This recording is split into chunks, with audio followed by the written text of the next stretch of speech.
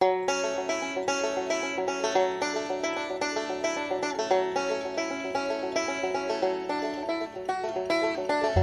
my family away from my Carolina home, had dreams about the West and started to roam. 6 long months on a dust-covered trail. They say heaven's at the end, but so far it's been hell. And there's fire on the mountain, lightning in the air, gold in them hills, and it's waiting for me there. We were digging and shifting 5 to 5, selling everything we found just to stay alive. Gold flowed free like the whiskey in the bars. Sinning was the big thing, Lord, and Satan was a star. And there's fire on the mountain, lightning in the air, gold in them hills, and it's waiting for me there.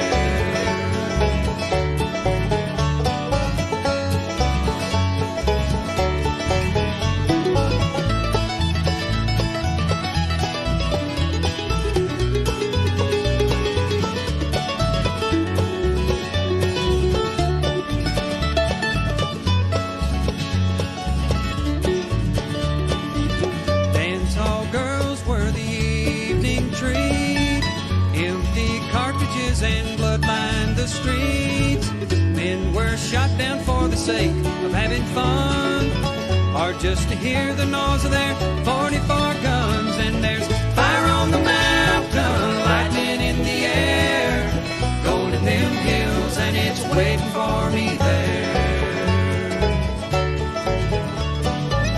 Now my widow, she weeps by my grave, tears flow free for her man she couldn't save.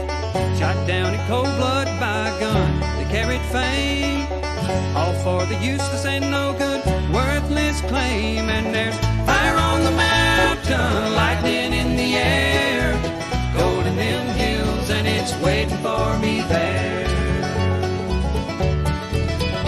And there's fire on the mountain, lightning in the air, gold in them hills, and it's waiting for me there. Waiting for me there.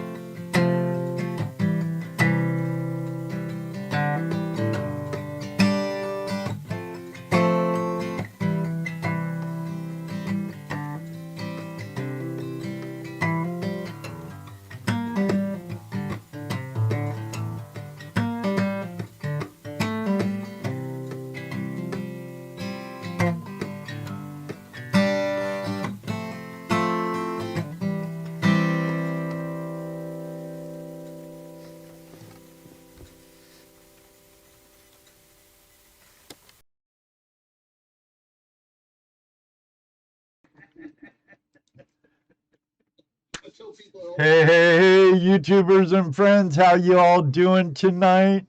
Thanks for joining us tonight. Tonight we have Andy from Lost Boys Adventures joining us tonight. For those treasure porn addicts out there, I think you might have a little, I'm not sure. We touched base on it in pre-show.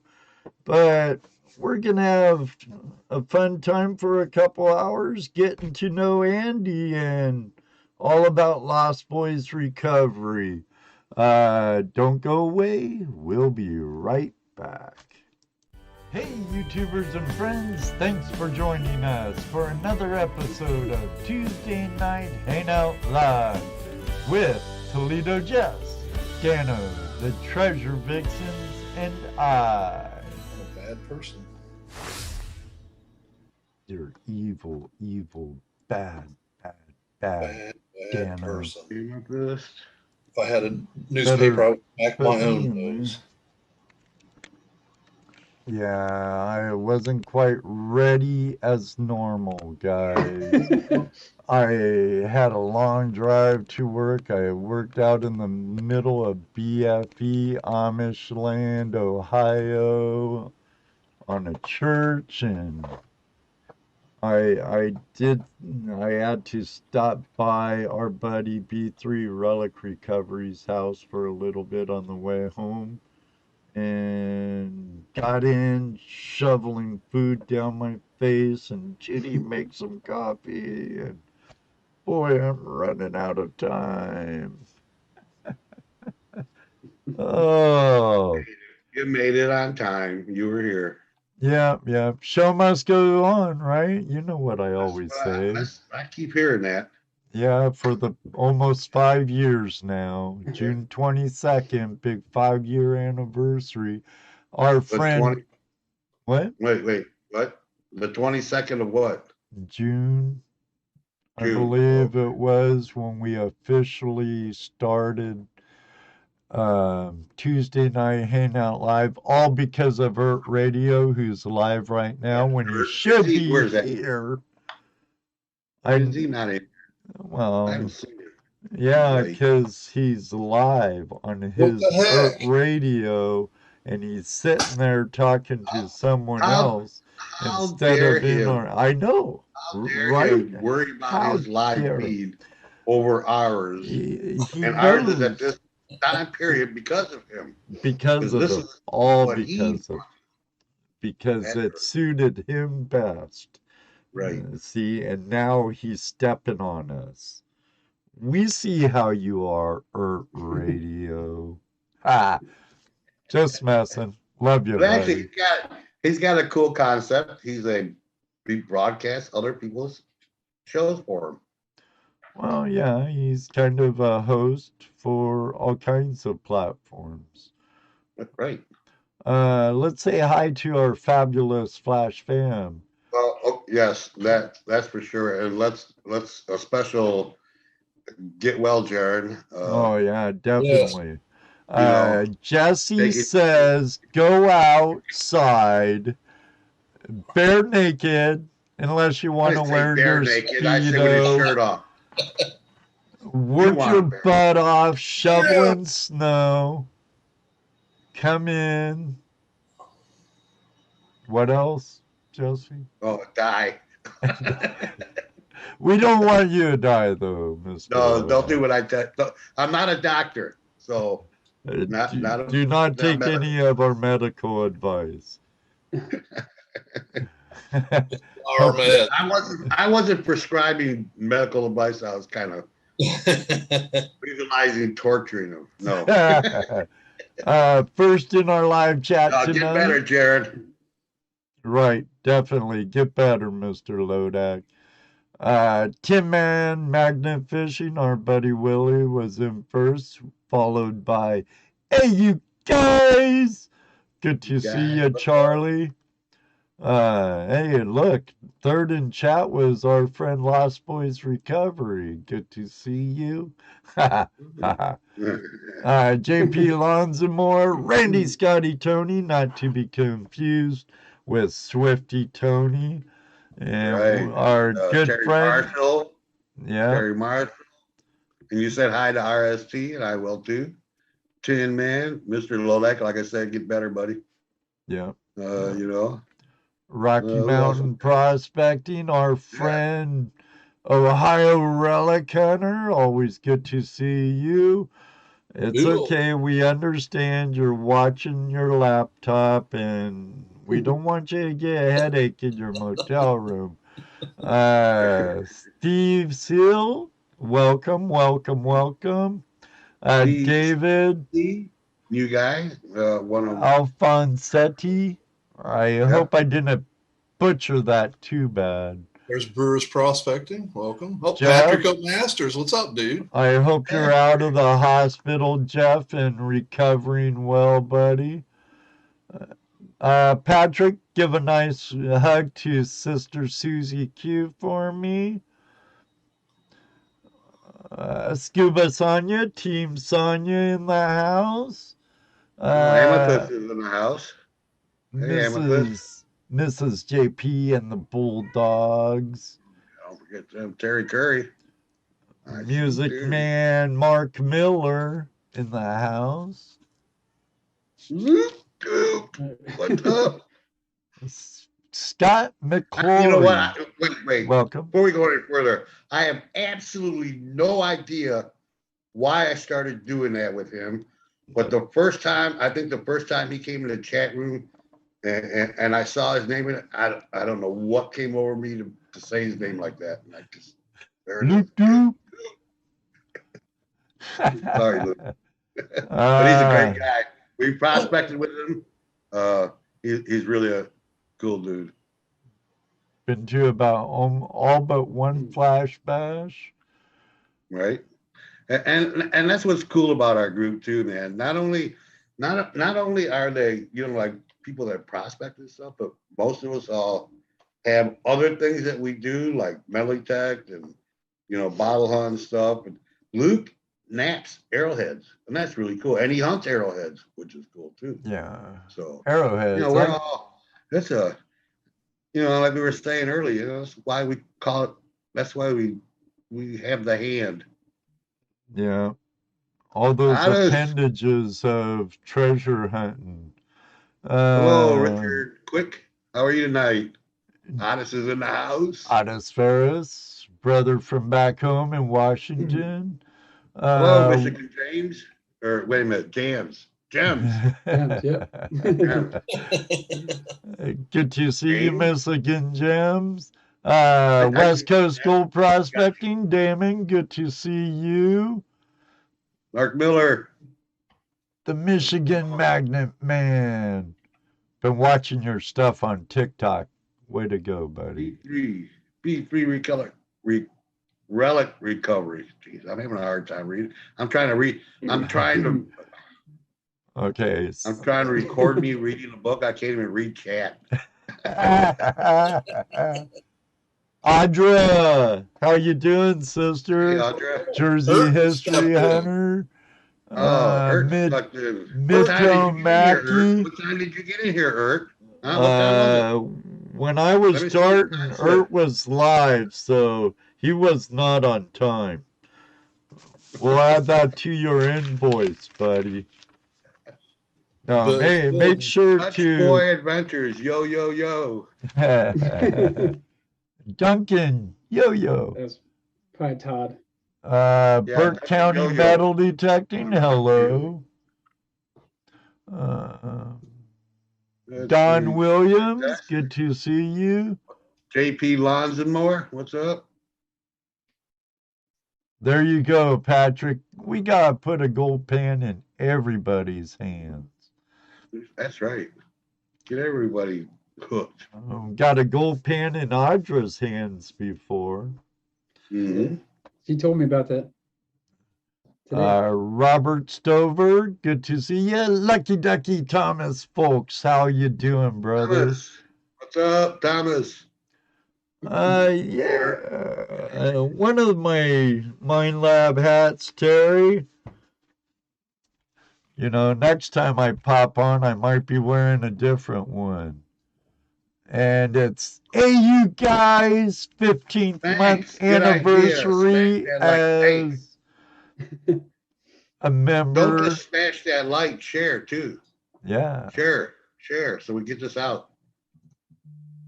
Where are we at now, Ed? With what? With the subscriptions.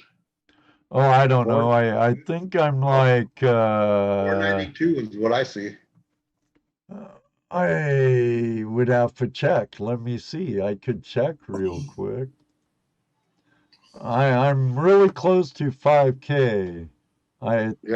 This last night I was 24 away from 5K. But you know. I see 4.92. Yeah, they won't show you the whole number. 4,935. What? Nice. So share it out there, guys. Okay, I'm not 25 away, I was 74 away before. Now I'm closer. But hey, become part of the Flash fam. Hit that subscribe button. Ring my bell. Oh man, my voice. I hope Ron Adams lurks and I don't have to try seeing that because my voice. Which reactor sings that? Oh, that Sasha, whatever her name. Ski Searcher, how you doing, Matt? Brewers prospecting. All right. So good to see you. Jesse said that twice. Right. There's my daughters in the house. Jessica, good to see you. Toledo's Mija. Susie, good to see you. Did Patrick give you a hug, Sue? It's been a while since I got my Susie hug fix. So Burke County Metal Detecting, welcome. Susie, how are you, Susie? Teresa, the treasure hunter, good to see you. David Villa, he's in this evening. Yeah. David Villa, good to see you, buddy. Out of the hospital, at home, sweet home. Good, very good, Jeff. Good to hear that. Good to hear that. I want to thank all of you for joining us tonight with our special guest, that guy right there, Andy from Lost Boys Recovery. And I'm going to say it again live in front of everyone. Absolutely fabulous show you had the other night. Big crowd too. Big crowd. They're going really well. So I'm blessed, I guess, to have a lot of good people to enjoy a lot of new topics for new detectorists and/or ones that have been doing it for a while. It's really taken off. I mean, something I didn't really think it would do as well as it has been going. But I mean, I guess you get two guys together that are well spoken and we have some good topics. I mean, it seems to just take off. So it's working out. Yeah, and I know everyone's getting itchy to go to events and stuff, and that was I forget the name of the guy who won the tickets to Ed Woods won.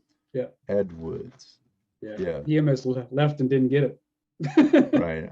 He didn't even know what he won, so I'm sure someone was on Facebook going, Ed, you won.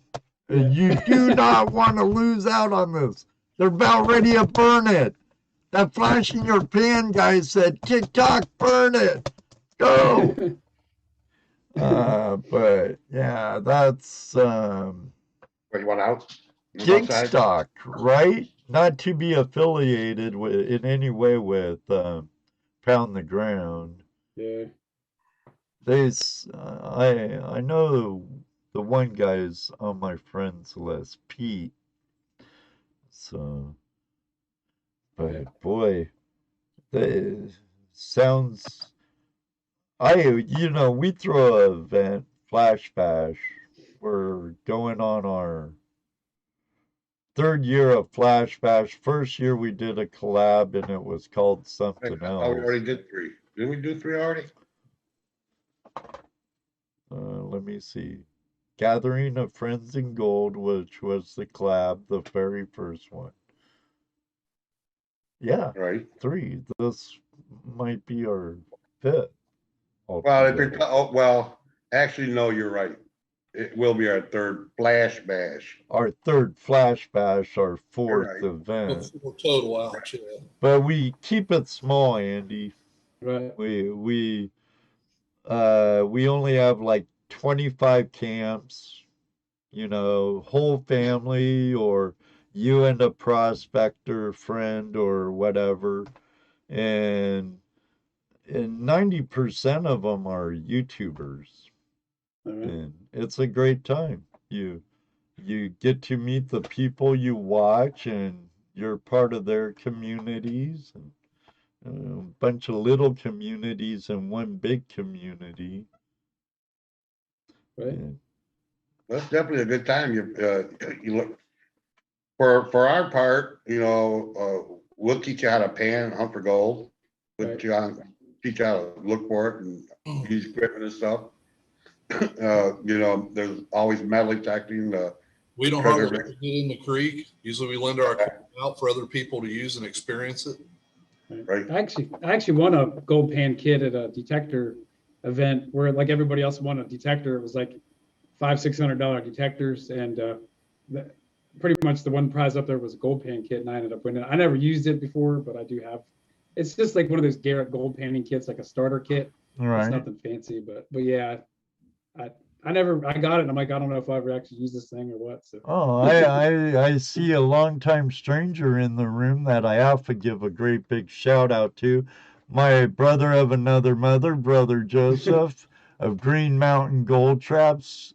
Yo. Green Mountain Gold Traps is the best fluid bed classifier I know on the market. By far the best. I love that removable drawer. I don't know, a heavy metal detective. Secret creeks and back home in Washington, you never know. You never know, though. We'll see. Who there was Barks County metal detecting wants to know any gold in PA. I always wanted to go panning. Yes, there's gold in Pennsylvania. Best advice would be to check with local clubs. Yeah. I think there are a few in Pennsylvania. I don't know what part of Pennsylvania he lives in. I think the gold is concentrated in, I don't know, it's kind of all over, isn't it? Yeah, I'm like close to Gettysburg, kind of like area. But people say there is no gold in you're in Harrisburg or something like that, in that area? Yeah, it's about an hour. That's about an hour away, pretty much. So Harrisburg. Yeah. Yeah, there's gold John, Digologist, good to see you. ECP, how are you doing? ECP. Outdoor Wally. Hell, Robinson Prospecting. Hello. Hell.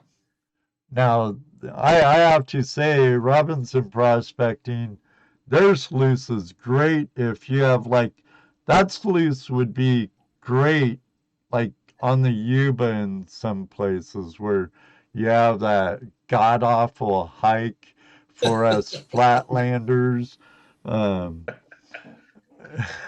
If I was back home in Washington and hiking up the Nooksack and Jennings Creek, or not Jennings Creek, that's my own little private Idaho here, getting places mixed up. Oh my God.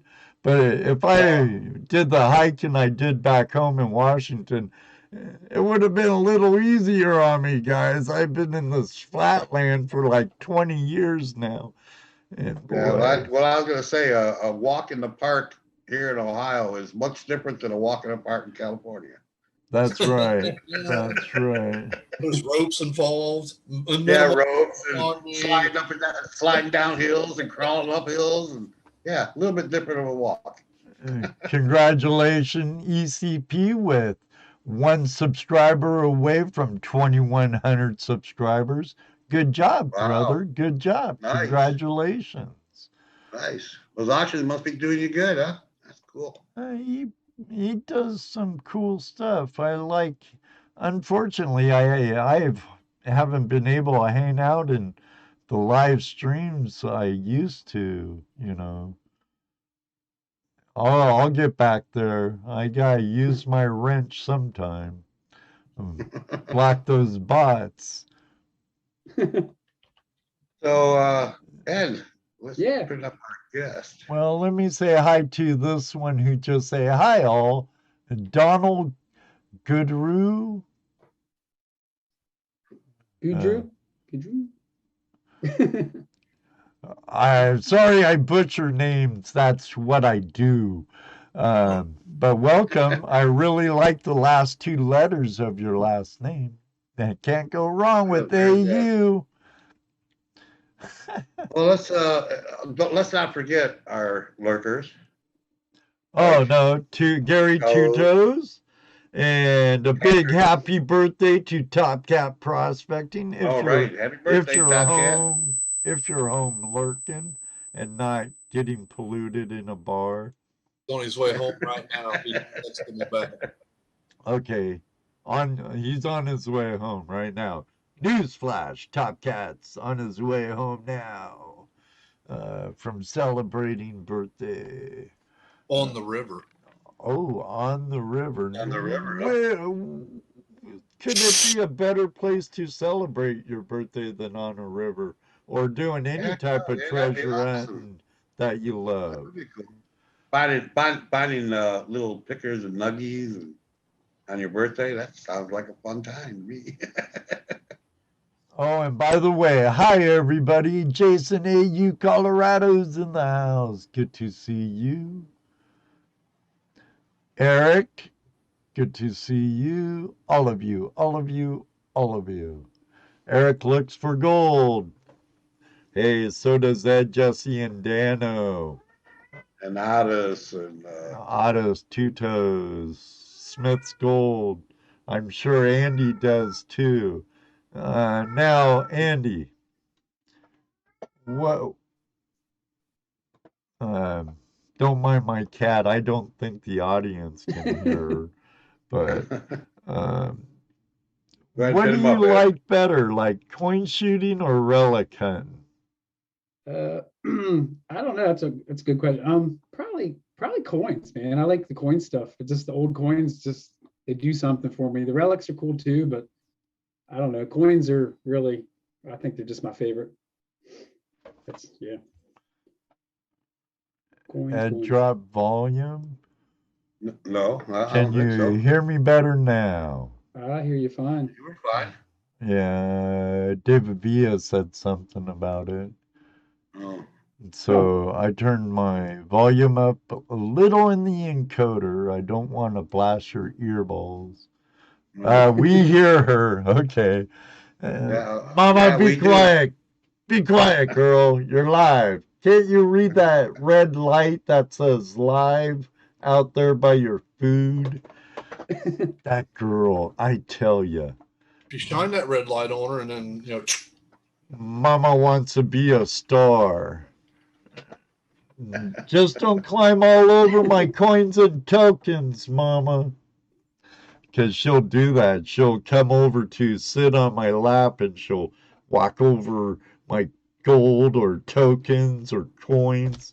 And right now I've been doing quite a bit of auctions, Andy, and I have like 2 hospital tables for beds and stuff, that you eat at bed, and they're full of coins and tokens. Just and she wants to walk over to me, and I'm like, no, Don't spill that gold.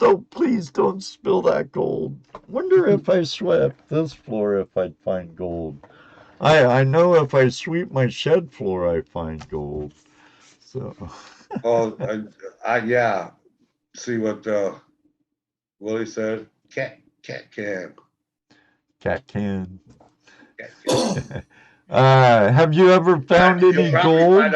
You'll probably find all the stuff you couldn't find. Just show you where it's at. Well, I know I have a piece of an old hammered coin down here. It's broken. It's broken in like 4 pieces. And I know a chunk of it's down there somewhere. Oh well. Next time I sweep, I guess. I don't know. Yeah, you'll paint it out. Now back to our guests. We're being so rude. Get them out there so we can grill them. All right. Ready to be put in the hot seat, Andy? Yeah, go for it. Let me see. I don't want to stop video. That'd be bad. There you go. No, Rose took the money. She's at work. She had an offer too good to refuse, our angel amethyst, for a job where she's desperately needed, from what I understand. I hear she's feeling a lot better, though, all of you. So, Yes. but she's at work. Back to work. Have you ever found any gold besides like a ring or a bracelet? I mean, like a gold eagle or anything? Just jewelry stuff is all. Yeah, no gold coins yet. They've been found around my area, believe it or not, pretty close. A guy, I found one. I don't know, it's been months now, but he did find a $5 coin that was gold. Oh, It nice. was a hell of a fun. So, What's a $5 coin weigh? was it weigh? Oh, I don't know. It was a pretty nice coin though. It was Oh, awesome. sure. Yeah. Wonder what date was on it. 18 something. I forget what the heck coin it was, but yeah, it was killer fun for sure. Well, back then an ounce was about $20, so Right. Oh, an ounce was about $20. in the 1800s, yeah. For a long time. Yeah. Right. If I'm wrong, you can correct me, but I don't know. I'm gonna look it up really quick. Yep. So Andy, tell us what you're all about, man. You're a metal detectorist? That's your Main squeeze. that's your main squeeze. There you go. Yeah. Your main treasure hunting. Yeah, I think I started detecting, I want to say, I don't know, maybe 7 or 8 years ago. I'm not quite sure on the exact date. The time flies, you know what I mean? It's crazy. Right. But I mean, if you want, I can tell you kind of how I got started if you want to hear that story. Well, It's up how to you you got guys. started, was it something you just saw somebody do it and decided to do it, or did you have a grandpa show you when you were? It's kind of a different story than a lot of people. Right. Behind my house, I live in the woods, and we were hanging up some hammocks, and we hung the hammocks up in the woods, and my buddy and I were sitting out there swinging our feet in the hammocks. And then, like I said, this is in the woods in the middle of nowhere, and we were sliding our feet back and forth, and we kicked up an old pair of like Ford keys from like the 80s. And it wasn't like it was an old treasure or anything, but it was like one of those things like, hey, why were these keys out here in the middle of this, woods area? And for some reason, we started talking about metal detectors, and right next to my house was built in 1976, which isn't old, but the house beside me was built in like the 1840s.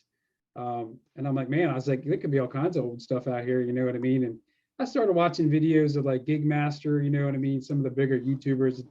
And I thought, man, I was like, that's kind of cool. I was like, I always thought it was kind of like a nerdy hobby, I'm not like I'm real cool or nothing like that, but I was like, I mean, I don't know if that's something I'll really get into, but I bought like an Ace 350, and I started out using that, and I started finding a lot of old stuff because it's around my house here. And I bought a better detector and I moved up and up and up, and it kind of went from there. So Yeah, that's that's the same problem we have. yeah, I've had You so buy many your first machines. piece of equipment. You buy your first piece of equipment, and then you quickly graduate to the next piece, or in your case, to a better metal detector. I've even done the same thing.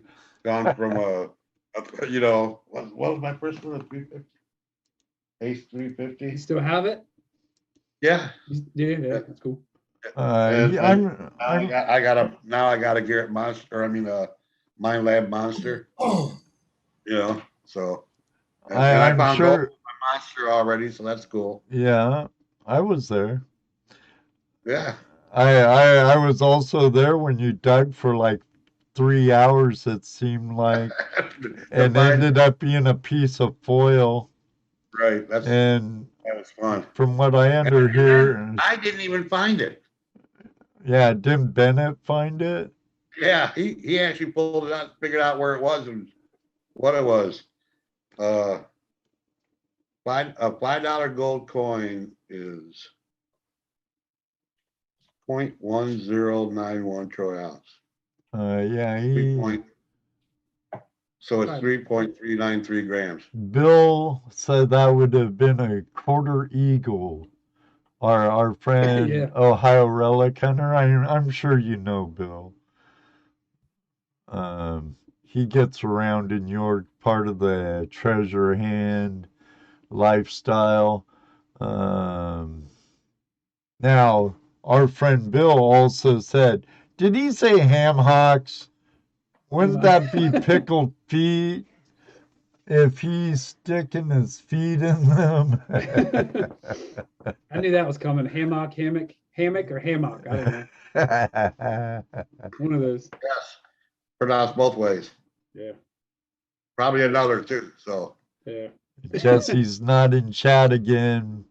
GoPro Unlimited wants to buy your monster. who, me? Who, me? Yeah. He wants to buy mine. Oh, why Yeah. does everybody want to buy mine? I don't know.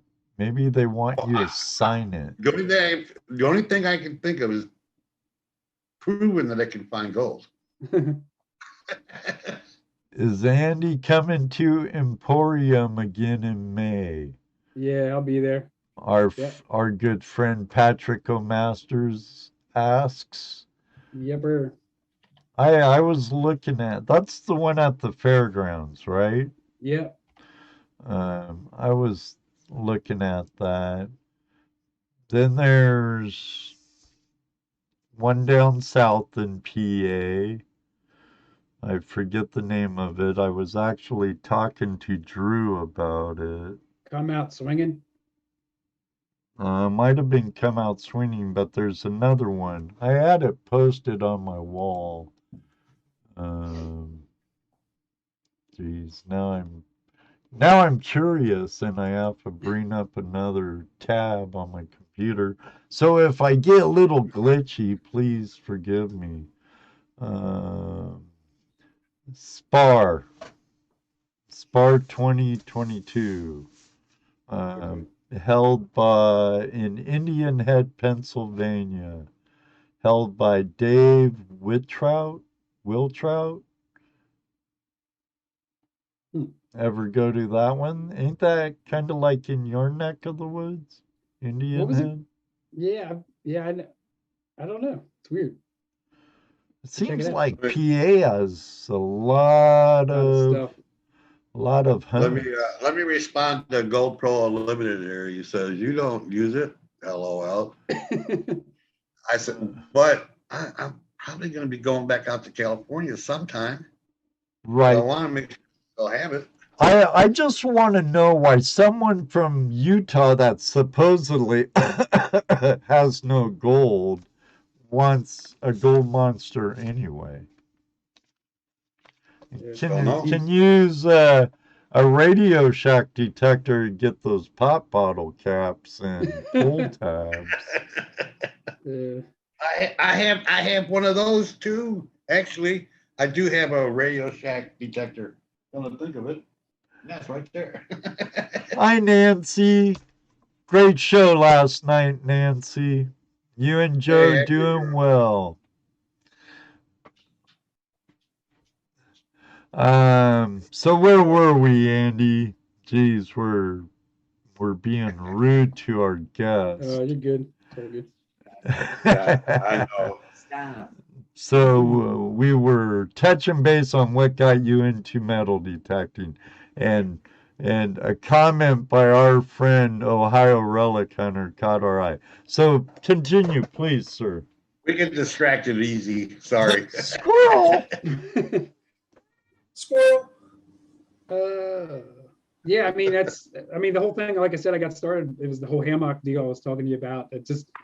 I bought an Ace 350, I bought a better, like, it was like 2 weeks later, I was like, this thing's cool, but I was watching videos with like people with the AT Pro, and I was like, man, that thing's cool, I gotta get that one. There was a time I think I had like 9 detectors, and I just started downsizing and selling ones to buy better ones. I'd buy detectors where people would pick up the hobby and they would hate it and they would sell it real cheap just because they wanted their money back, and they'd sell it and lose their ass, I guess, if I can say that.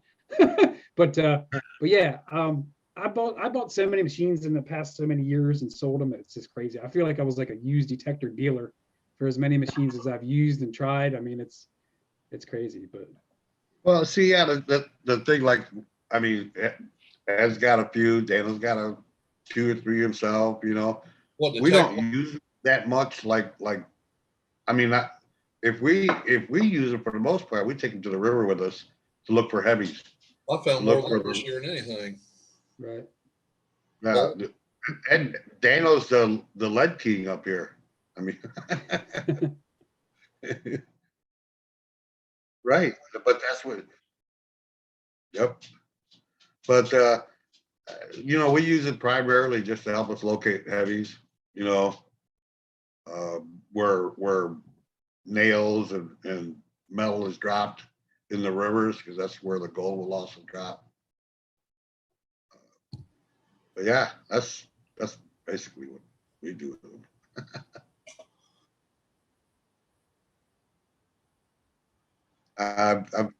You guys need to come up here this spring. We'll go hit that fairgrounds. I've used mine more this last year than I have since I've owned it. Yeah. Yeah, I forced myself, because when you go to California, you metal detect. So I forced myself around here when I went to the creek. No, don't get a sluice box out. Get your detector. Start. It's hard for me to stay interested right now. I like it, but it's just not. I'm not used to it yet, and it's hard to stay focused on what you're doing when you're metal detecting. For me. Right. Yeah. Oh yeah, definitely. Yeah. Trying to think what you guys want to hear from me. Ask me some questions. Patrick. Yeah.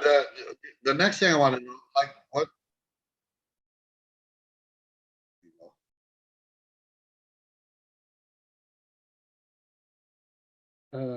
So I use the Mind Labs now. I did use the Garretts for a long time. I didn't mind the Garretts. I went from that AT Pro I was talking about to the AT Max.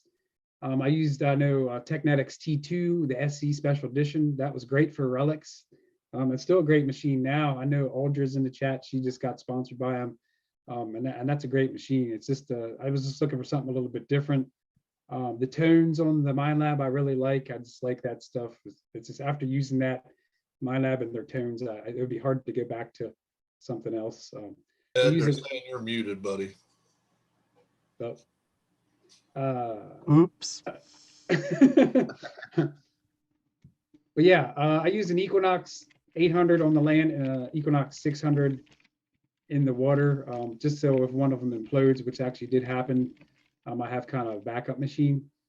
So I do some underwater hunting, like with the blue Nemos and stuff like that in some of my videos. If you watch some of the YouTube videos, you'll see I'll go underwater and film, and I'll find stuff near old houses and stuff like that. So it's a good machine. It's not like a diving machine, I mean, or anything like that. I thought about looking into an Excalibur, but for the little bit of 10-foot diving and stuff, not diving, but just creeping around in the water, it's not really necessary. Snorkeling, just kind of, yeah. So what's that? I said, we're just kind of doing shallow underwater. Yeah, it's not anything real deep, so it's not like I'm scuba diving 200 feet or nothing like that. So. Right on. So how long have you been metal detecting? This sounds like you just started not too long ago. I think it was 7, 8, or 9 years. I don't know if it's 8 years. I'm guessing. I think. I don't know. That's just my guess. Ed, you notice that there seemed to be an influx of treasure hunters around 8 years ago. Yeah. Yeah. You notice that? It seems like a lot of people we've been talking to lately have been doing this for only 8, 9, maybe 10 years. Yeah, I mean, nothing got me into it. Like some of the stories where they'll see somebody and they'll want to do it. Like I'm in a book here. Like Chris from the Ground Up, he has a book, and he put me in that book. And my story is a little different than everybody else's, and I kind of described my part of the book, like coming in and how I got started is basically what I told you guys. Is I kind of thought it was like kind of a hobby for like nerds. You know what I mean? Like not like I said, I'm like all that or nothing. But I always thought it was kind of goofy. And here I am, like I'm like sweating bullets because I haven't been out, and I'm like, it's like driving me nuts because I can't get out and dig. I mean, I am that nerd, I guess. You know what I mean? And that's in the book. In the book, I kind of say, it's kind of funny how it's kind of come full circle. It's just a funny story, but yeah, no, I love detecting. It's a great hobby, and so many awesome people. I mean, in the chat, and just I met so many awesome people. What was that book? You say you have a. I'm in a book. I didn't write a book. I'm just in it, and there's a lot of people in the chat here. I think some of the people were in it. I don't know if they're still in here or not, but yeah, it's called From the Ground Up, and Chris Altman did this book, and it's called Profiles, and it's basically a book on other detectorists, how they got started in detecting, and just a little bit of stories about their adventures and whatnot. A lot of the people are actually all the people I believe are on YouTube. I was just gonna ask you that. Yeah, it's kind of like a YouTube like celebrities book, if you will, I guess, something like that. Who's who on YouTube? yeah, pretty much. I mean, it's gonna be a good book. I'm looking forward to seeing it. Cool. So yeah. So what got you into doing YouTube videos? Did you just do them for yourself at first, and I mean, the whole YouTube thing to me, like I always like taking cool pictures and doing that kind of stuff. I'm pretty outgoing, and I mean, I can talk to people and not have a big problem about being out there. I mean, I'm kind of a goofy person really in general. So to me to be on the camera is not a big deal. I like to film stuff, and I like to dig, and I just like to kind of get out there and have fun with stuff. So that's cool. That kind of segues into this topic here. Okay. Which yeah. I bring up every once in a while. Okay. So how long you been YouTubing now? Well, it's kind of funny because so I started the whole YouTube thing just to have fun, like I said, and kind of like lulled. Like, yeah, right. How long you been doing it?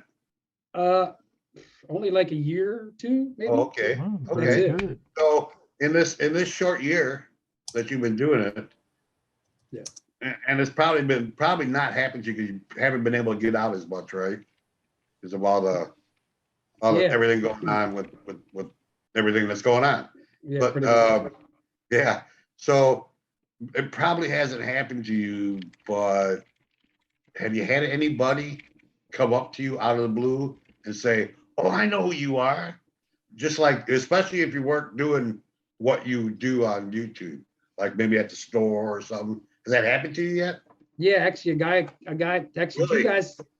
two guys came to my work already. One guy brought me, he worked at a place, I'm not gonna say where, but he gave me a bunch of gloves. Like he saw the gloves I was wearing on my YouTube channel, and he must have knew I worked there. I work in a motorcycle dealership. I've been a motorcycle mechanic for 23 years. And he brought these gloves in there, like badass gloves. He's like, man, I bet you, he's like, nice to meet you, man. He's like, I watch your videos. He's like, have these gloves, and I think you'll really like them for digging, right? He gave me like a huge box of gloves, dude. It's like 30 pair of these gloves. And I wear them in my videos. I mean, they're like green and they have like rubber. I don't know. They're nice gloves. But and another guy. Oh, go ahead. So. No, go ahead. Finish. I was gonna say another guy came in that he has a YouTube channel, and I guess he came in. And he wanted to get he got a picture with me in front of my service manager, and he's like, "Oh, look at the YouTube star," and they were making fun of me. And that was when I only had like 500 subscribers. I mean, I think I'm at 1,300 now, which isn't a lot, but I mean, in only 1 year, maybe a year and a half now. That's actually pretty good. Yeah, I'm almost going to get monetized here really soon. So, I mean, it's probably going to happen in the next week or two, I'm hoping. So yeah, I'm stoked. I hope you get as many as Aqua Jigger, man. yeah, I don't know about that. So, I hope all of you do, including me. Oh yeah, that's something that and most of our chat room knows that, but you know, you people might not know this. It's something that's gonna happen, and you have to be ready for it. You have to know it's gonna happen, and you gotta accept it. And if you don't think you can accept some stranger, just out of the blue, while you're doing something else in life, Say that sounds like Andy says, "Oh, I from. know you," and they act like they totally know you, know right. everything about you, and they probably do more than you think. Yeah, I You mean, know, at the end of the day, I mean, we're just people that metal detect. It's not like we're superstars, and it's not something I feel like I am a superstar or nothing. right? I don't think of it like that. I mean, I do. My biggest thing is like, I feel like a superstar to meet all these cool people. You know what I mean? Because it's cool to meet these other people that are kind of like YouTube fanatics and stuff. So, I mean, that to me is kind of cool. But yeah, other than that, I mean, We have, or I do anyways. If somebody comes on and says, "Oh, it's an honor to be on this show and this and that," and just I'm going, "Whoa, dude, we're just we're little channel here. we're nothing big at all, but we have fun, you know." But yeah, it's really cool. So you have to know that that's going to happen. And if you can't handle it, probably shouldn't do YouTube. yeah. Yeah, I mean, to do the YouTube, I feel like if you really want your channel to grow, and I think it's one of the reasons why mine grew so fast, I should say, is, I mean, you got to be something different. You got to add something to your channel or be someone different. I mean, not someone just you just have to throw something else out there. Right. You got to be yourself, I guess. You know. You got to be yourself. You can't put pretense out there, because that chat room right there, they'll call you out. They'll call you out in a second. Oh, hey. Yeah, live chat comments, you know. Oh, yeah. Absolutely. So you can't try to be fake with these people, because they see it. Yeah. You know, they're not dummies. They know what's going on. They know when people are real and when they're faking it. You know. So if you have a YouTube channel, you got to make sure that's the main thing you do is be honest. Right. You know. No doubt. Be yourself. That's right. So now that you've gotten to 1,300, is that what you said? 1,300? I'm pretty. Yeah, I'm a little over that. Close. I think I'm not sure. I don't look at it every day. Yeah. Well, that's good. That's good that you don't do that, because that'll drive you nuts. Yeah. Oh yeah, pay too much attention to the analytics and stuff, or your subscriber count. It goes up and down, up and down. It will drive you batty, so I don't even worry about it anymore. I just worry about like having a fun time, and like, I mean, I can tell, like, when I started doing these live streams, I can tell when there's mad people in there and the chat's flying and people are commenting like, "Wow, all these people are in here." Like, I don't even need to look at the analytics. I just know it's doing well. I mean, I don't spend tons of time looking at the numbers, as long as I know there's people coming back. I mean, the biggest thing, and at the very beginning of my show, I started out like I had 3 handwritten, or actually there were typed letters, and there were people giving me feedback about my streams. And like I said, I only did 4 streams now. These people were like, "Man, Andy, your show was great. Thanks again for doing it. You know, you're teaching us a lot about the perfect shovel, or, you know, this, that, and, you know, another thing." And that's the kind of stuff that's like awesome feedback. Absolutely. That's the feedback I'm looking for. You know what I mean? So, and we get it instantly. We get it live. Yeah, you know, we get our feedback live through this live, and you know, that's kind of scary, but you know, we got great moderators in here. They keep the trolls out. I don't know if Jared's still in here, but I'm sure he's still watching for us, even though he's sick. Hey, Outdoorsy Gallo, what's up? So yeah, we're meeting people and your channel growing. So how far do you think you want to go with this channel? I mean, is it something that's, because we all have ups and downs. Sometimes you just don't want to do it. You know, you get this. Yeah. I mean, a lot of people talk about the whole burnout thing. I don't know if Ed watching, I mean, he knows, I don't know if he's gotten to that point doing this for so long. It's just, you know what I mean? You just, like I tell people, like sometimes I'm up till like 2 a.m. making thumbnails. You know, I have a full-time job. It's like to get ahead. That's just me. Like I'm putting in that time. I'm talking Right. to 10 to 12 people before a show on the phone through StreamYard. You know, I'm setting all this up so it's timed perfectly. You know, I put in the times because I'm hoping it all aligns perfectly. And the last show we had was damn near flawless. I mean, that the preparation to me is very important. And Right. that's just me. I mean, some people get on, they wing it and they have fun and they have great viewers. But I like to be prepared. I mean, I'm prepared as a mother. So So you're doing live shows? yeah, like I said, Oh, I did yeah. only 4 or 5 of them now. We do Okay. topics a lot of times. Like we pick topics, Oh, you know. But yeah, you have to check them out. Check them out. yeah, I will. I He will. puts on a good show, and this Sunday show was really good. It was on upcoming events. He did one on tools or shovels, I Yeah, think. yeah. Oh Uh, yeah, people love that stuff, dude. That's Yeah. something that you know, especially newer people that getting into into it. Oh yeah.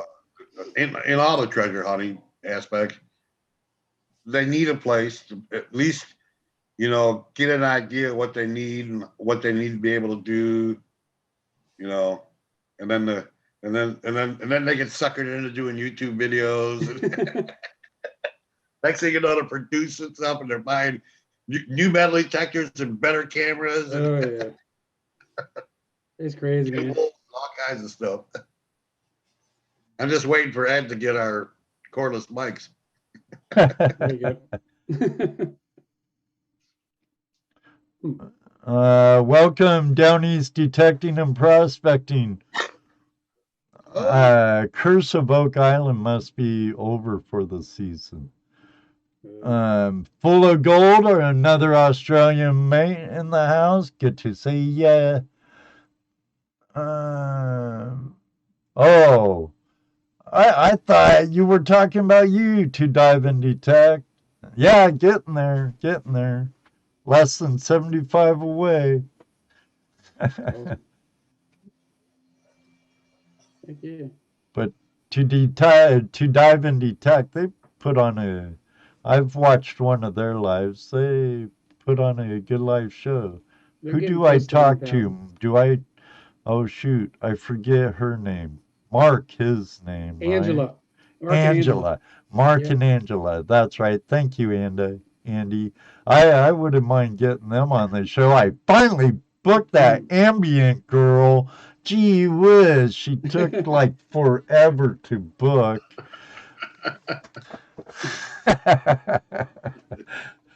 Oh no,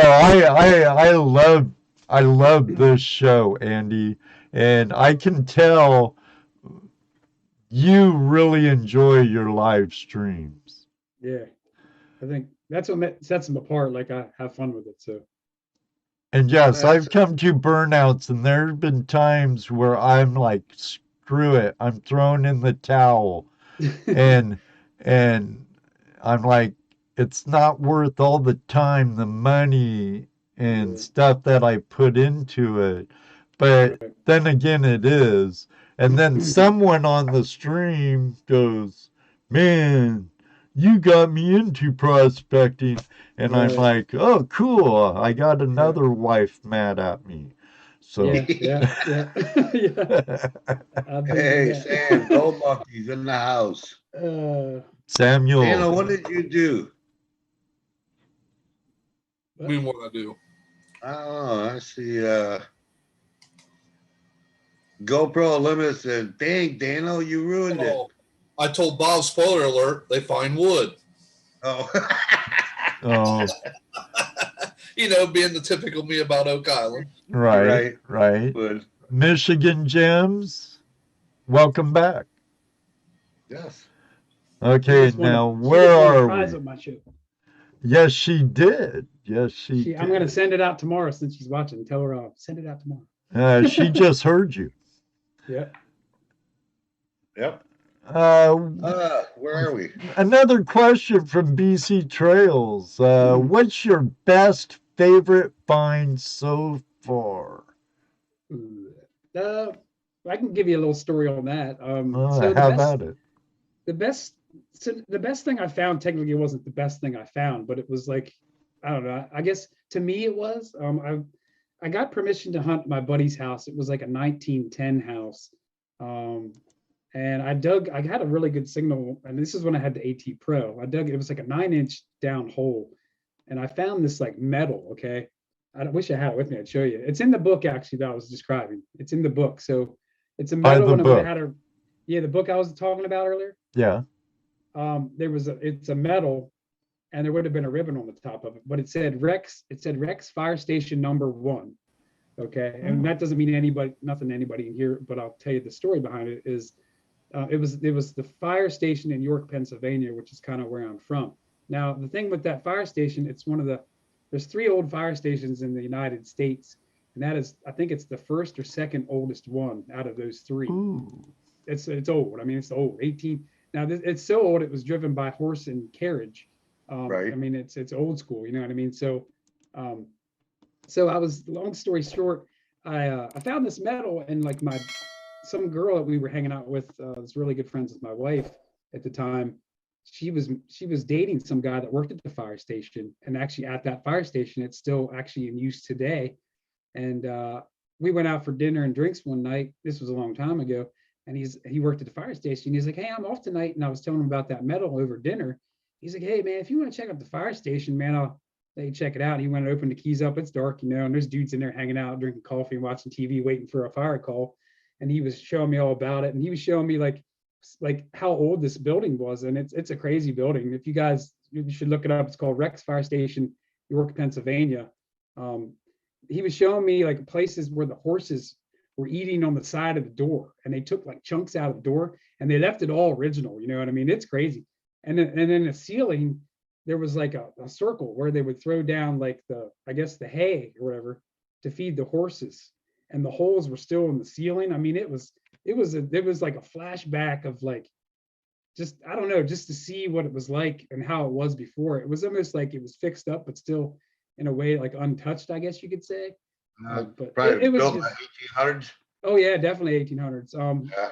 But it was like, I don't know, it was cool to like relate that metal, or like where it came from, to the original, almost around when it was built, I bet you had to say, because it was an 1800s type metal, you would say.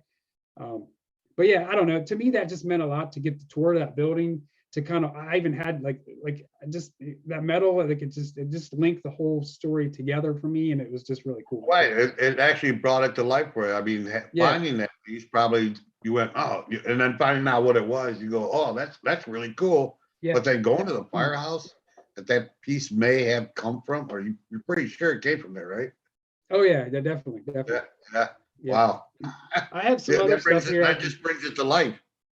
I have some other stuff. I know you guys were asking me before, but this is just some of the stuff. I mean, I found, let me pull it in closer here. Got the shadows actually. Get it up closer. US Remember the way. US straight Belt forward. No, straight on. He gets a reflection. Yeah. But I have Civil War stuff. Now, I'd love to find something Civil War or the War of 1812. Yeah. Now, I love tokens, so tokens be cool. Yeah, I love tokens. I love those more than coins sometimes, man. They tell more of a story than just a coin. Exactly. Oh, yeah. And like us in prospecting and you in detecting and even those in magnet fishing and whatnot, history plays, it ignites a flame to learn more of the history and research the history. And then research is a big part of our lifestyle also. Oh, yeah, sure. Yeah, I mean, I think the research part of it's almost sometimes as fun as finding the item. Like I can tell you a story about that real quick. I found one of the weirder things I found is it was a what was it, Tarver? He was like the biggest giant like in the circus. T.G. Tarver, I think his name was. But I found this ring in a yard. What you guys, I think it was in the 40s or 50s, but he was a giant, and he was in like the freak shows back in the 40s and 50s. I was digging up this guy's yard there, And then a plug was this ring. And this ring was as big as like a $50. You could put a $50 on the inside of his ring. And apparently they made a ring for to pretty much mimic this guy's ring finger. And it was as big as a $50. I mean, it's huge. And I found one and I'm like, man, what the hell kind of ring is this? Like, is this like just a joke or something? And I went home and I Googled that, his guy's name. And here it was a ring made for this circus freak guy that they duplicated for kids at this circus show. And apparently a lot of people out there I know found these things. It wasn't like it was a one of a lifetime find, but I was like, what the hell was the story with this ring, And that was one of those things where I was like, man, Google really helped me on that one, So, It's amazing what you can find out on the web. oh yeah, no doubt. What'd you say his name was? It was TJ Tarver, I think. TG Tarver. Yeah, can you guys pull up a picture? I can't. I'd say if you have it's a wild picture because like, let me find out quick for you. TG Tarver, I think his name was. Well, you're able to share your screen if you find it. I have a lot going on my 3 monitors. Yeah, I'll probably knock myself out. But well, you can use the same link to come right back in if you do, Andy. I want to see if I can find you images. The picture is crazy because the guy they have this guy stand. I think he was 8 foot tall, and they have him standing with his arms out like this, like straight out, and he's standing next to like 2 guys that are normal size, and the dude's like a huge giant. I mean, you can imagine if this guy's finger can fit into a size of a $50 ring. I mean, the dude wow. I mean, he was a giant. I mean, he was the biggest person in the Guinness Book of Records for a long time. J.G. J.G. Tarver. I think that's right. J.G. Tarver. Oh, Bill's a wealth of information when he's not being funny. I might be able to get it. Oh, J.D. Tarver, Texas Giant. Yeah, that's him. Yeah, he's from Texas. Yeah, here's a picture of him. I can put up and share. Maybe. Yeah, it's a black and white photo that popped up in my mind. I don't know what photo you have, but he had his hands out. It's a black and white picture. I have a picture of his ring here too. Yeah, let me see about sharing the screen. No, wrong screen. Yeah, the $50 would fit inside and still have a little clearance yet. So it was a big finger. Yeah. Good thing he didn't decide to be a doctor, huh? Here, I'll share it really quick. There he is right there. He's huge. And they say giants don't exist. Jeez. Yeah, I mean, that guy was that's the exact same picture I was describing. Like he had his hands out. And those dudes aren't like little midgets or nothing. They're normal sized guys, you know what I mean? So you can imagine how big that guy was. I mean, wish I could see it in. Right, Steve. Don't forget Andre the Giant. He was a big dude too. Yeah, and there's another picture of him with some other people from the freak shows. But if you look, there was lots of them. There's more giants around than you'd think. There's the ring I found. That's the same ring. Yeah. Wow. Cool. Yeah. Wow. Yeah. Was it at like a fairground or something? Ring, huh? Yeah. Kids in the 40s and 50s, I think. If you were around in the 40s and 50s, around the age where you get something like that, 11 or 12 years older, I don't know. So it was like the decoder ring and stuff. It's a souvenir ring. It was made out of that. It was made out of that pop metal stuff. What the hell? Right. It was weird. It was a weird material. It was a good signal though. Whatever it was. Like pewter. Yeah, I think it was pewter. I think you're right. That's funny you said that because at around that time I got a silver bullet from the Lone Ranger. There you go. Yeah, I mean. There was a lot of stuff like that back then, man. Right. Outdoorsy Gal says they're getting good money for those right now on eBay for those rings. What's that? Oh wow! Oh, the rings. That's what Outdoorsy Gal says. Says Yeah. there's some good money on eBay. Yeah, everyone's saying pewter, pewter, pewter, pewter. Pewter. But yeah, that was definitely a Google searcher there. I mean, there's been tons of Oh, others. actually, some of them said pewter and some said pooter. Pewter. Oh well. Potato, Yeah. Tomato, tomato. We all know what it means. Right. No, Full of Gold. Yes, The Lone Ranger was a good movie, but there was, in my time, it was a TV series, black and white. Black and white on a black and white TV with rabbit ears. And tinfoil. Pewter. And you were your dad's remote control. You bet. I remember learned those all the days. channels.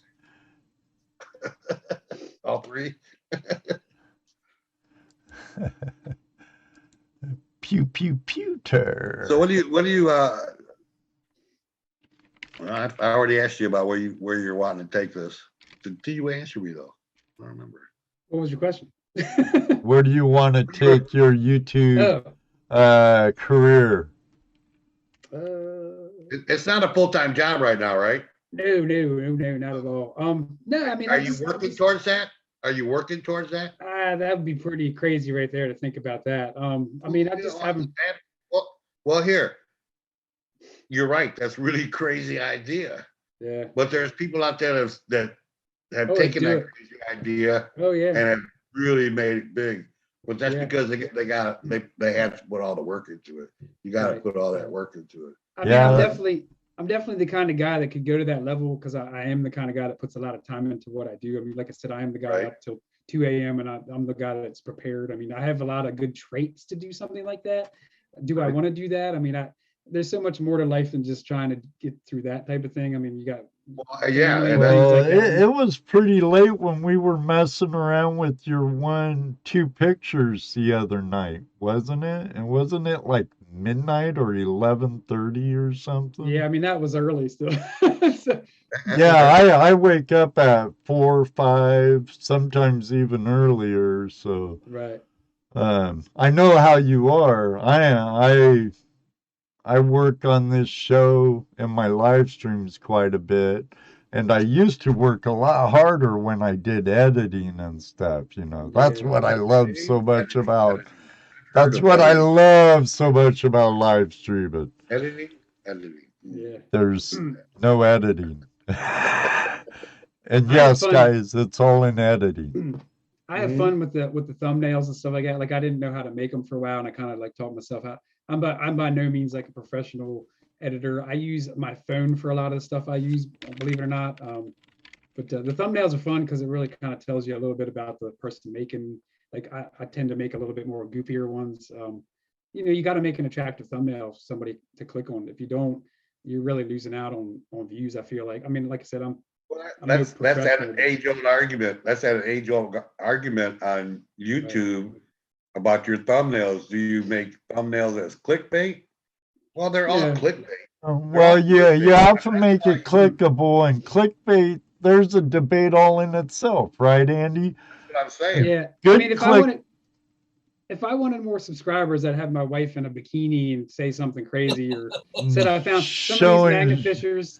They find dead bodies, or I shouldn't have found this using my magnet, or they got a chick with her, boobs hanging out. That's not me. I could get there, and I could do that too, but I'm not. Well, a lot of us could. That's clickbait, brother. Or you over sensationalize on your thumbnail and title, and oh, the most gold I ever found, and and it's pocket.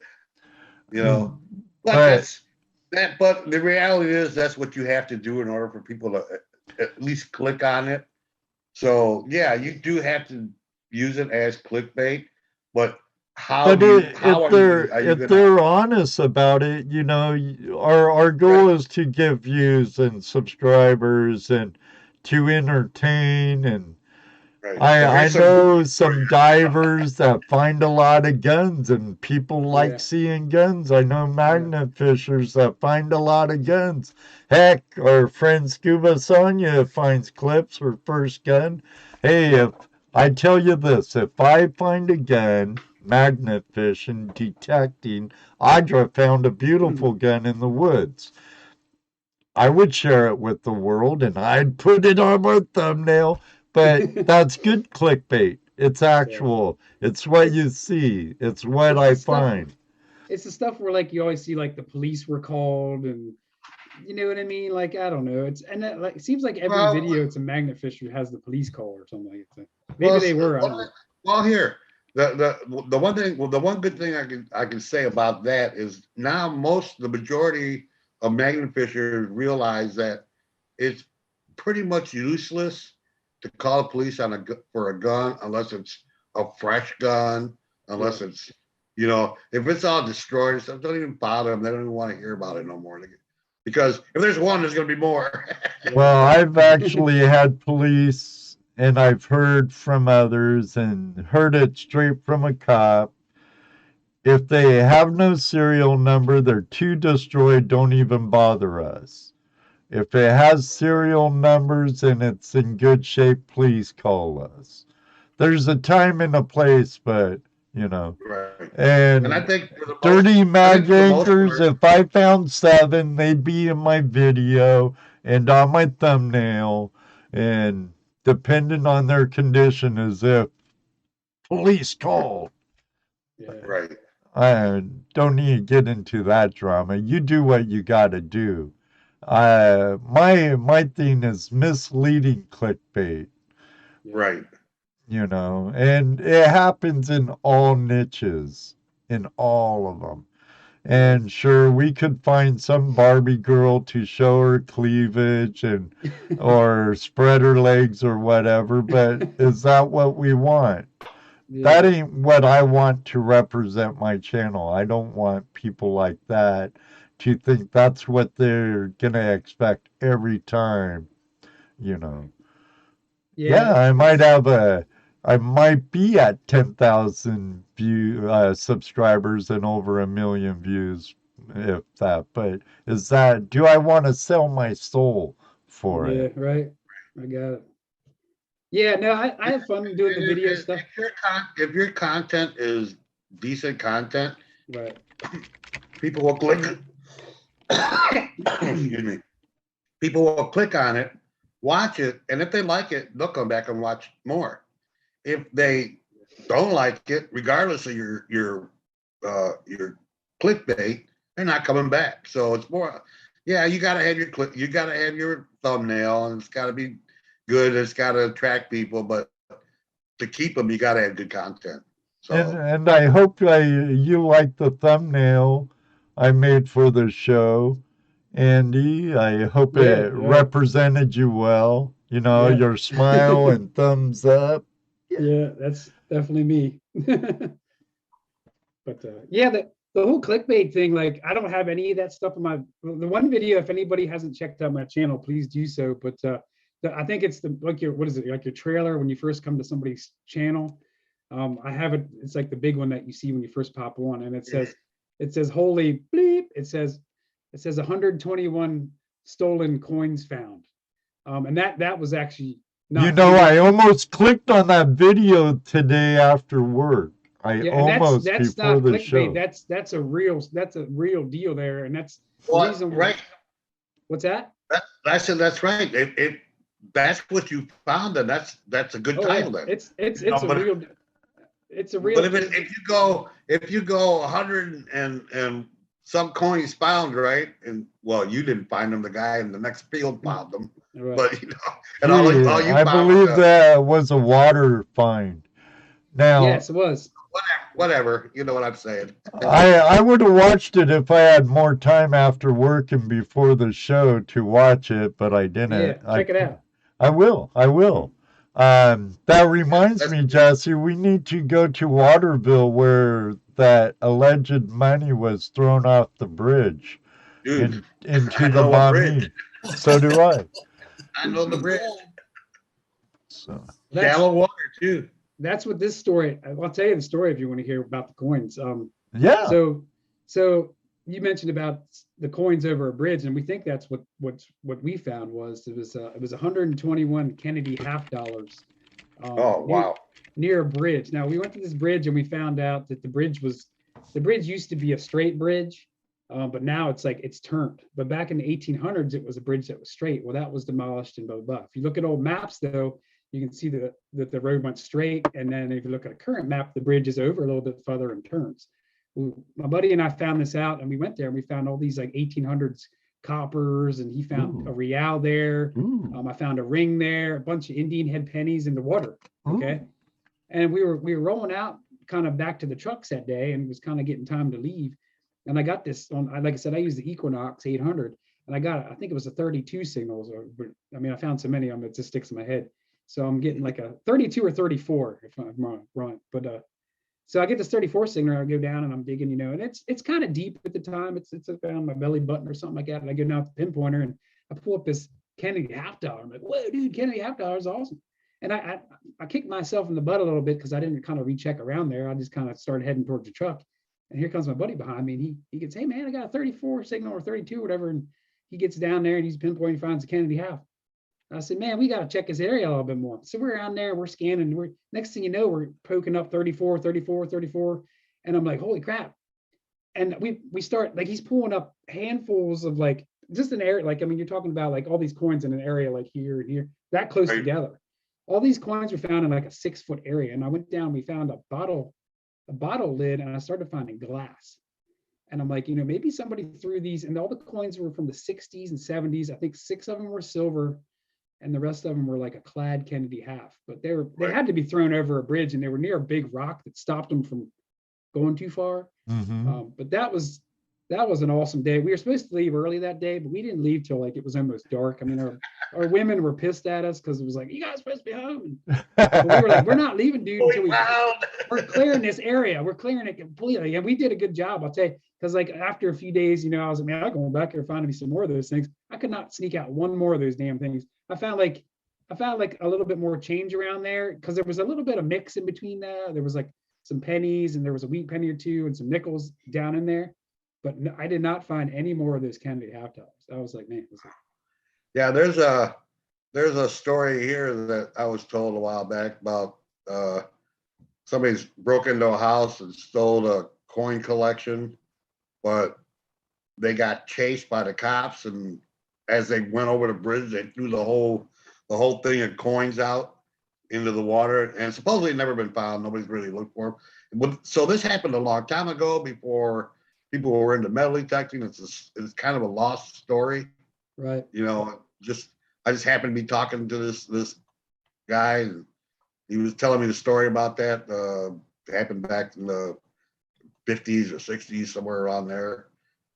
Some confrontation that threw him out the window over the bridge. What was the name of the channel of the guy you were with? Is it Digging the North? What? Who you talking to? Not me.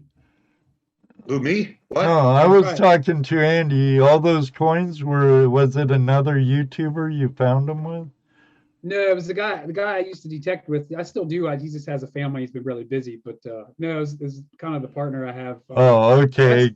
I thought it might have been Digging the North because he goes, I always keep going back. So, sorry, my bad. No, you're good. No problem. Yeah. What are so have you been back there? That's a good question. Have you gone back? Just because you go, I gotta go see if there's any more. No, I went back there and I actually found some more coppers, believe it or not, like 1800s coppers up from there, which is weird because you're talking about two different. I mean, you're talking about 1970s coins, and then you're talking about 1800s coins. So I mean, that whole area of water, I'm not telling anybody where it's at. So sorry about your luck. But, well, we know it was once a crooked bridge, and now it's straight. Yeah, but I'll tell you what. I mean, we pounded that area, and we were like, man. Once we started finding those old coppers, he found his first real in that water. Wow. I mean, when it comes to water hunting, we would just flock to that spot and just scan and scan. We invited some people over, a little bit to help us scan it out and stuff. But yeah, it was a good spot. So you like That- water hunt better than on the ground? I mean, when it's hot and stuff in the summertime, I would say definitely. That, like I said, the Blue Nemo thing has really been awesome. I always wanted to dive, but the whole Corona thing popped up, and I never got certified. So that was the next best thing, is just the 10-foot. I mean, for what we do, we don't go under 200 feet to find treasures. I mean, that's a whole nother level. But for 10 Right, feet, right. 10 feet to me was good. And I mean, using that Nemo thing is like I'll go underwater and I'll be seeing like crayfish and snakes, and it's a whole different world underwater when you're using that. Sometimes I won't even bring my detector. I'll just snorkel around and look at stuff So underwater. what's your Nemo thing? I've been looking at those Nemos. They're pretty interesting. Yeah, What is- they're called Blue Nemos. I think they're made by a company called I know there's a dive company called Brownies or something like that, and I think they were certified or whatever. I'm not sure. I know To Dive and Detect is on here, and they use them as well. I've been looking at those too, and there's a Blue Nemo you can hook two up to, Dano. It's just Yep. like my old gas hookah, but it's battery operated. Lithium, yeah. It's thing in California. It's small enough to pack back into them river valleys. Yeah. I wish I Uh, had it when I went to Hawaii, because I would have used it there. Mark and Angela says they are great. They're great. They are great. Dive Blue Nemo or Nomad. Yep. Yeah, they got them in their videos a lot. I've been looking at them. One day I'll own one. Yeah, they're awesome, man. Is that in the line of what we were talking about before? Those pool hookahs? Yeah, they're just yeah. a battery operated thing that is above you in the water, pumping air down. Yeah, surface supplied air. No. Right. What is it? You can go to a max of 30 foot with it, I think they say. The new one you can go 30 foot. The Nomad you can go 30 foot. The Nemo is only 10 foot. Yeah. So, And you don't have to be certified for that. no, and that's why I was No. like, I don't have time to dink around and try to get certified to do something with heavy ass tanks, and I was like, Right. that's just Well, not yeah, me because- anyway. So, I mean, you talk about going for a certification for scuba. I mean, if that's what you want to do, that's great. But yeah, Yeah. $700 just to get certified. right. And then you got to buy tanks and masks and this and Yeah, that. it's a lot. and the other. Bill says a 10-foot bamboo pole. Yeah, in a I don't know if you've ever mouthpiece. tried that before or not, but that does not work. That work, I know. Oh my Make Taking a sure you breath. don't exhale through the bamboo. You Well, the Yeah. thing is, when you exhale. I mean, you can't hold it in. We tried it with a garden hose when we were kids, and it just don't work. Green Mountain Gold Trap Joe made a hillbilly hookah he made with a hose on a inner tube, and he used that forever, but you never exhale through your hose or you're going to be passing out underwater, and that's not a Nope. good place. Right. um, Yeah, the water is it's an awesome place to find some stuff, because a lot of people, I don't know, either there's two different people, like the people that really want to get wet and like find stuff, and there's people that hate water, you know what I mean? And there's people that, I don't know, it's just like some people get creeped out by going into creeks and like lurking around, you know what I mean? I don't know. It's one of those places where a lot of people don't think about treasure hunting, but I mean, I found some of the best stuff I've found in a creek. People would have to cool off back in the day. I mean, they didn't have swimming pools or nothing like that. So Right. they're jumping into water with their pockets full of crap. And then next thing they know, they don't know they lost it. And back in the day, they didn't have no metal detectors or anything like that. So this is the time to get out there and find those creeks that you got to search it out, find out where people used to swim and there's little holes and things, and go find out if anybody lost anything, you know what I mean? So yeah. use two hoses, one in, one out. I wish I would have got certified when I was in life saving years and years and decades ago. Now it's too much money. It's too expensive for my wallet. Bill's the truth.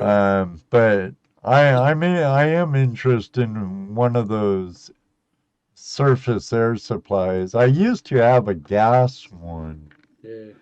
but gas The can nice- be a Bought one pain. last year. I'll come real close to buying one. The Nemos are only, I don't know what Mark and Angela, I don't know, maybe they can say is how much they weigh. They're like 10 pounds or something. They're super not lightweight. heavy at all. Very lightweight. 12 pounds, backpackable. Yeah, I mean they're super lightweight. You can take them on an airplane. I mean they're not like who's carrying these big ass scuba tanks, you know, on a plane. You're not doing that, you know what I mean? So it's Right. Yeah.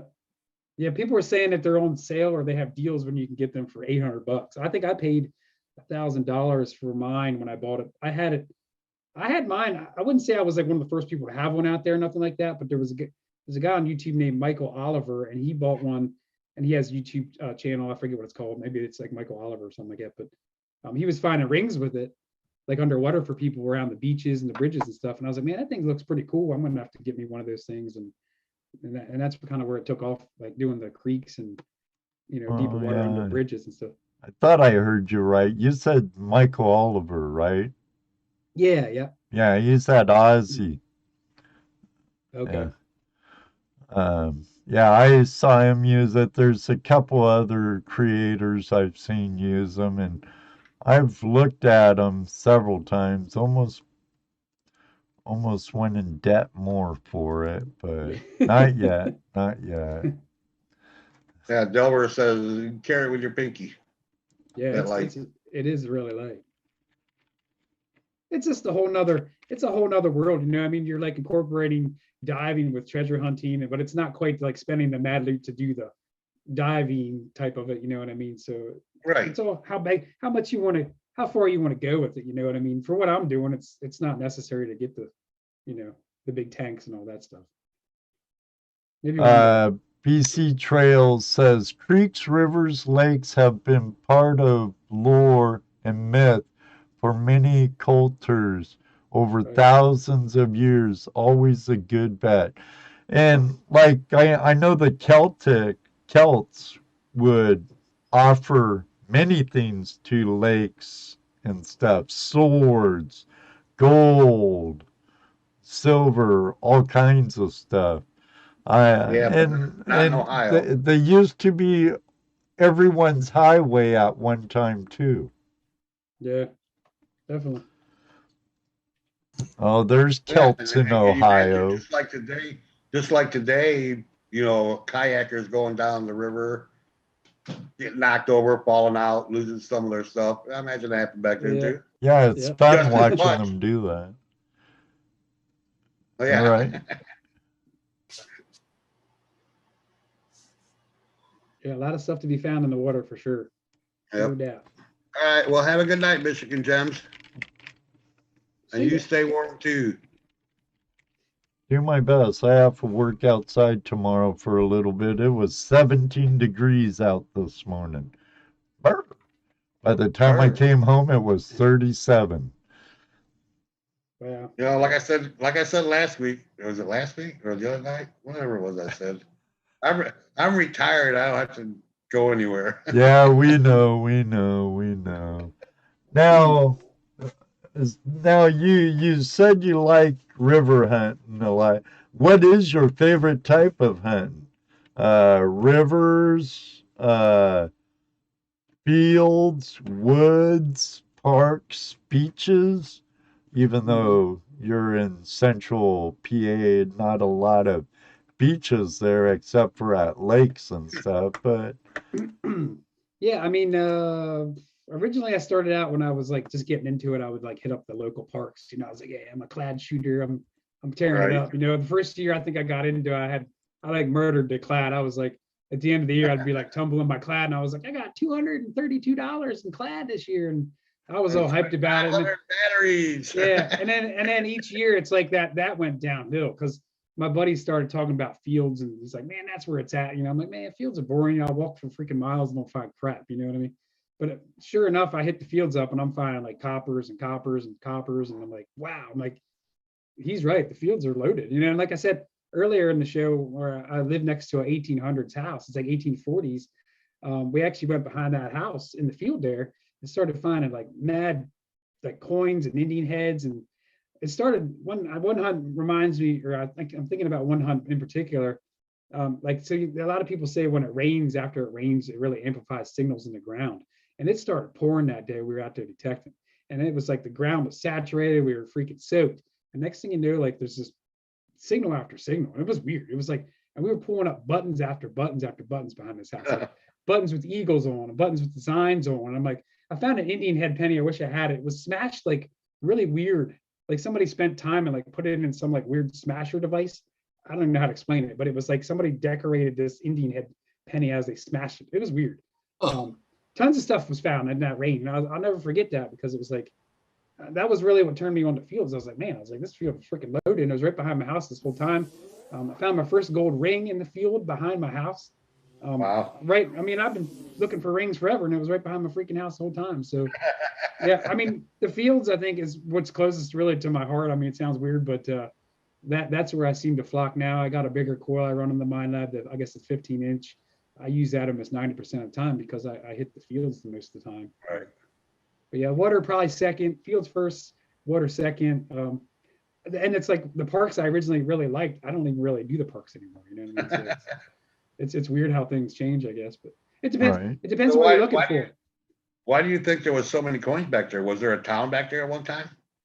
Well, if you look at old maps, it looks like there was an old road leaving from the back of the house that I'm talking about that goes over to the next road over. And if there's actually a raised part of the road or in the field kind of goes and it kind of has a hump in it and then it's flat. There could have been a house there. I'm not quite sure. But yeah, it's definitely a raised part there. And it doesn't, I can't really find anything about a house there, but all the coins were kind of around that raised area, which I mean, could point to maybe a house back in the day. I mean, it could have been before even the maps, you know what I mean? So, Right. but so, there was something there, something. How old was the map you were looking at? That would have been an 1840s map. So yeah, but I mean, there could have been something there before that for sure. So Yeah, that's true. It could have been some kind of trading post there at one time, maybe before the house was built, there was that road there and there might have been a trading post. Because to find, especially to find them all together, right? All in one area. No, they were all through. There was a silverware found. There was lamp parts from like old lamps. There was axe heads found in the field. No 1700s coins. What you think? I mean, you think I'd find something from the 1700s if there was not in the maps, but most of the coins were 1800s. So yeah, I'm not sure. Find any like charcoal or oyster shells and stuff in the area? They're actually in my yard, believe it or not, right next door. Oh wow! They're still out there. I'm out there doing yard work. What does that signify? That would mean, I guess, people back in the day, they would eat oysters, right, Ed? I guess, and they would just toss them. Yeah. I mean, oysters from what I understand, like from Bo from Aquajigger, you'll find oysters a lot in colonial homestead sites and stuff. Yeah, they're all around my place. Look who's in the house. Bedrock Bennett, what's up, buddy? Now that guy, Bedrock Bennett, Andy, that guy's a nugget hunting monster.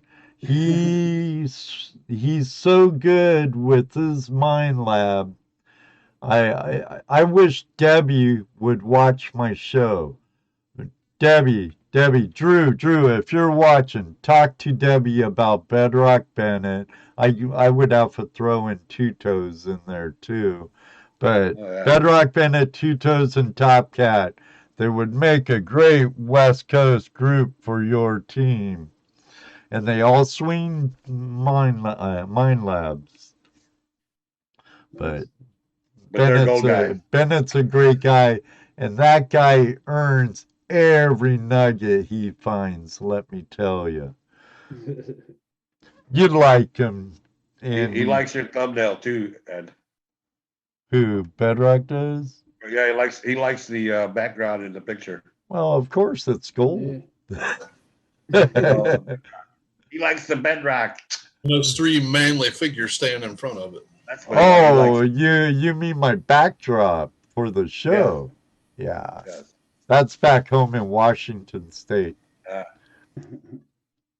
Might pay attention. It might change here in a little bit.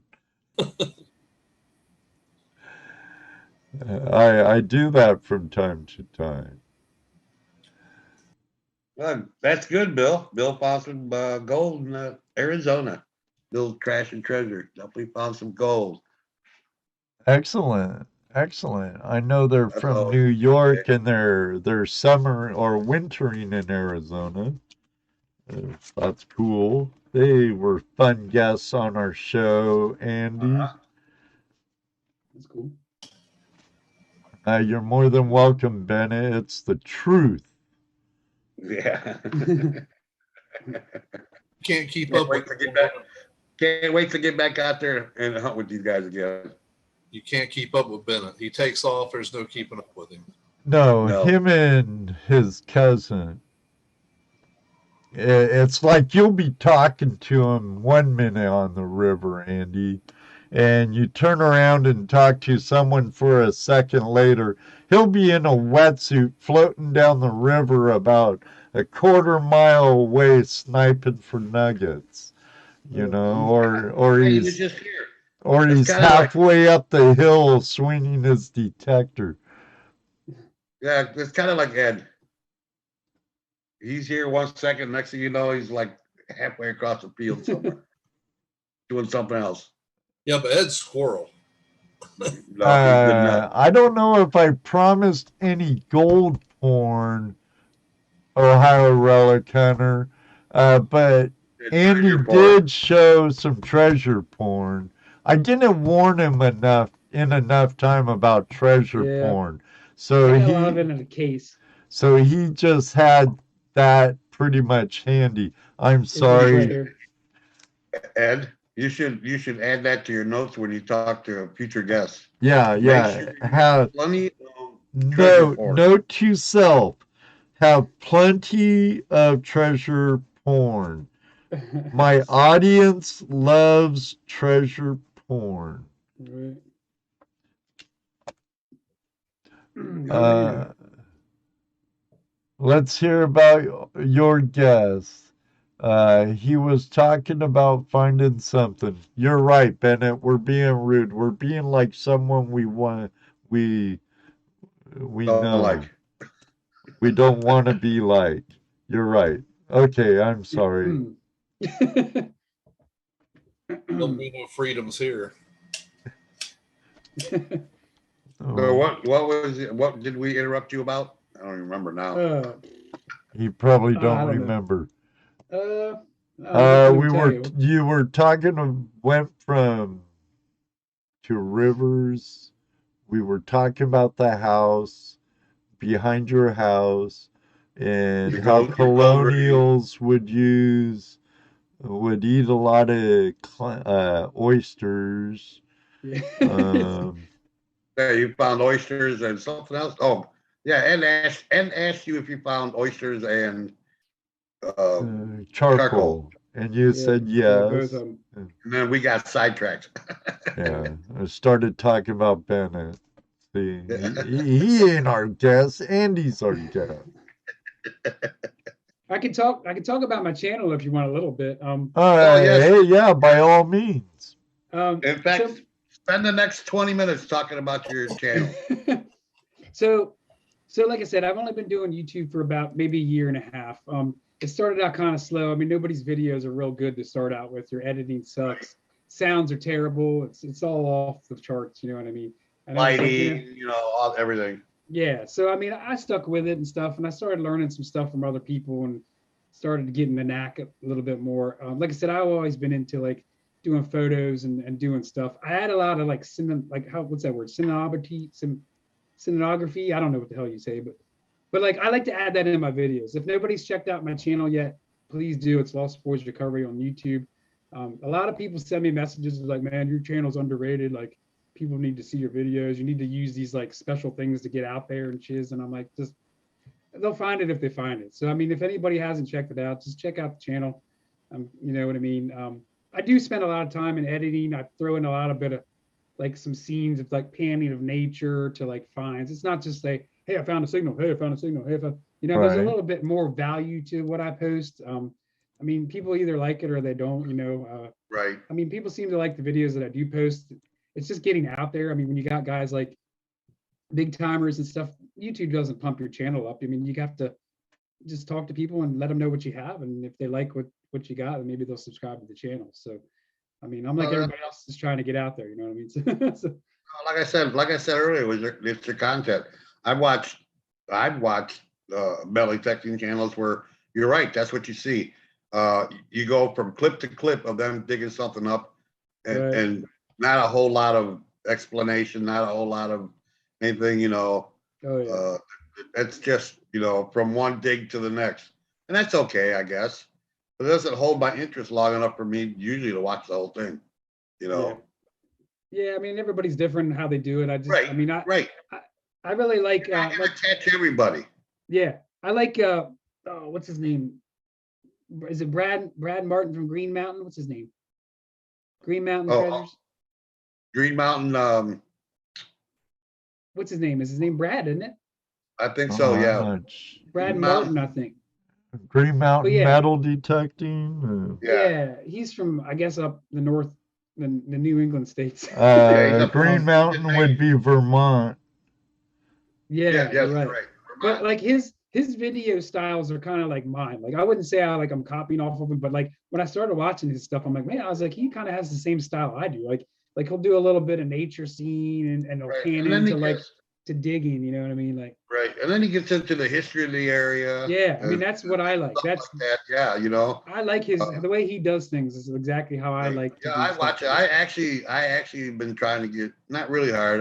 We really don't like to nag people about being on the show. Right. But every once in a while, I hit them up again. Maybe one day. Yeah, But yeah, he seems like a fun dude. Brad I like Martin. watching his videos. Yeah.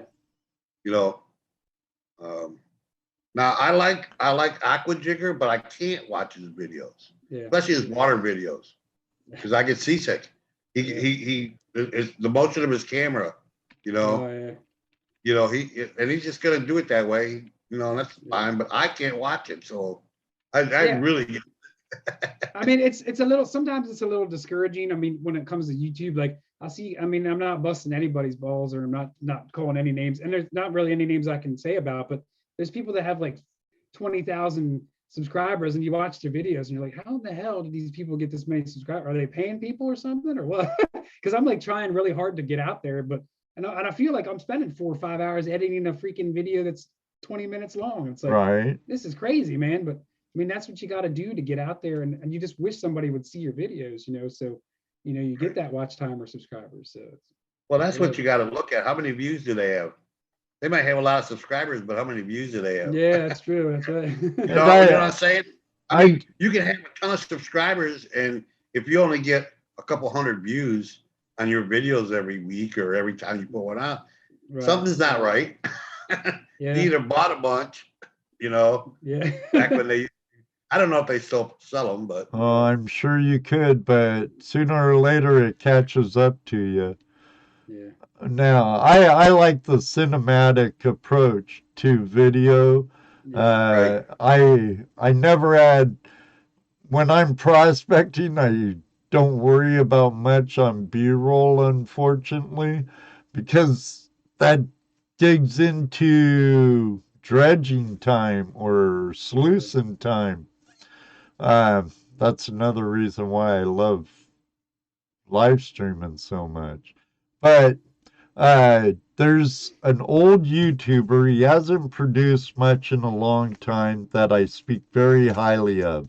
I've been watching him since like 2008.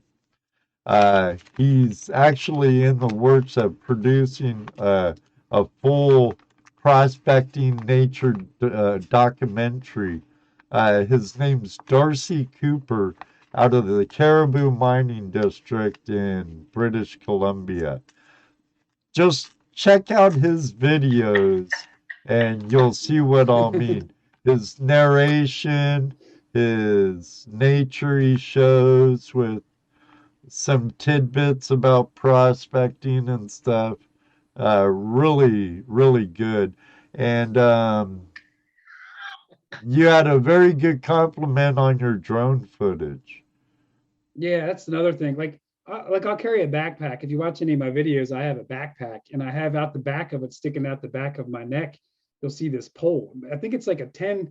actually no, it's like a 15 or 20-foot selfie stick. It sounds crazy. It's like, but like I use it for like drone footage. So it's, but I do use a drone, don't get me wrong, but I'll actually use that. I'll extend this thing and it's like 20 foot in the air with the camera on it. And I'll put it on top of people that I'm following. It looks like I'm using a drone, Oh, but I'm okay. not quite using a drone in some of those shots. So I Right. can give you a tip on how I do that. But yeah, I got camera gear hanging off of me all these sides and posts hanging out my neck, and it's like all this crap. It's like to carry all that stuff, but to get certain shots that I'm looking for, I mean, I carry all that stuff. It's just a No, what's different way to film. funny, Andy, is when you take it all and you don't break it out. Yeah, and that happens a lot. Like I'll be at a spot and I'm like, I'm filming, I'm just digging, beep, digging up all kinds of signals. And yeah, I don't know, that happens too sometimes. And I'm about sorry. like copying people, I've heard stuff through the years like, oh, they started copying me, or I don't want to copy them. Right. Eventually, everything can be said, oh, you copied me, or you copied me. Oh, you did this, you copied me. Or you're Right. copying this guy or that guy. We all enjoy producing videos of what we love to do. And, those types of minds think a lot the same, you know, uh, camera angles, and then get more serious into it and think about B footage and storylines and Right. stuff Yeah. like that. There's so much more behind the camera.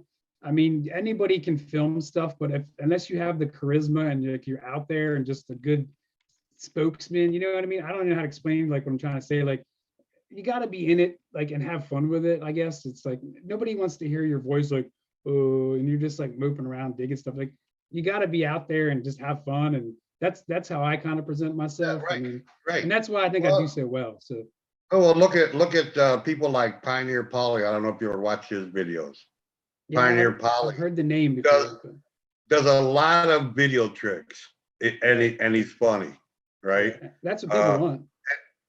What was that? I said that's Yeah, what people like. You know what I mean? They want to laugh. Everybody wants to laugh. And I think it was it Otis? No, Bennett said, "Don't forget Jerry." From Oh yeah, Jerry, Jerry's California, awesome. I love his video. Motherlode Prospectors. What Yes, the There's heck's some Jerry's? awesome videos. He does a great job too, and I like Paulie's video, but Paulie has that background too. He's an actor, Right.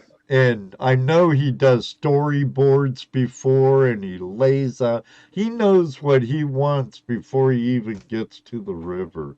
And now he's at a point where he can hire camera guys, which would be nice, But That's crazy. you can be there too one day, Andy. You just have a couple of kids following you around. Yeah. And you become the director. All right. Yeah, I mean, it's crazy. I could another thing I got into, so I grew up, I mean, it's kind of a little off the subject, but it's just something about me, I'll tell you. I grew up camping, so I always loved camping. So I bought a brand new camper last year. It's only 12 foot long. It's 12 foot 6 inches long. It sounds weird. It's like an off-road camper. I got it for my wife and I to start camping again. And I also kind of bought it to visit some other people that treasure hunt. One of those things where it sounds goofy, but I could like sleep in their driveway or just go off the grid and detect somewhere. Don't sound goofy, dude. Yeah, Right. A lot of people gave me a lot of compliments because man, that thing's cool. It's meant to go off road, and it's fully solar power. Cool. It's like I can go anywhere with this camper and like hang out with somebody for a weekend if I wanted to meet. Like let's say I wanted to go visit Dan over here, and detect with him for a weekend. I could just set up shop in this driveway. You know what I mean? And we, just hang out and I'll roll back home. You know what I mean? So it's kind of cool. It's a new adventure. It's something I thought about throwing in some of my videos, a little bit of that adventure as well. I don't want to go too far away from the detecting aspect, but some of the adventures that I do detecting with, the camper might come along. You know what I mean? So. All I can say right now, I sure do miss Miss Laurel. Oh, If brother. Miss Laura was in here, then they wouldn't be picking on me in the chat room. Right. They'd be picking on each other. Right. Yeah. Okay, guys. Do you have any other social media besides Facebook? Do you TikTok or Instagram? Yeah. I got TikTok. It's all Lost Boys Recoveries. I just started a TikTok not long ago, just for the heck of it. Actually, I do have think Instagram, I follow YouTube. you on TikTok. Yeah, YouTube and Facebook. So there's all those. A lot of people have been subscribing to my channel tonight, so I really appreciate it. They'll probably take them all away from me, right? So leave a comment and give me some thumbs up. So this must have been a live stream thing or something. sub for sub.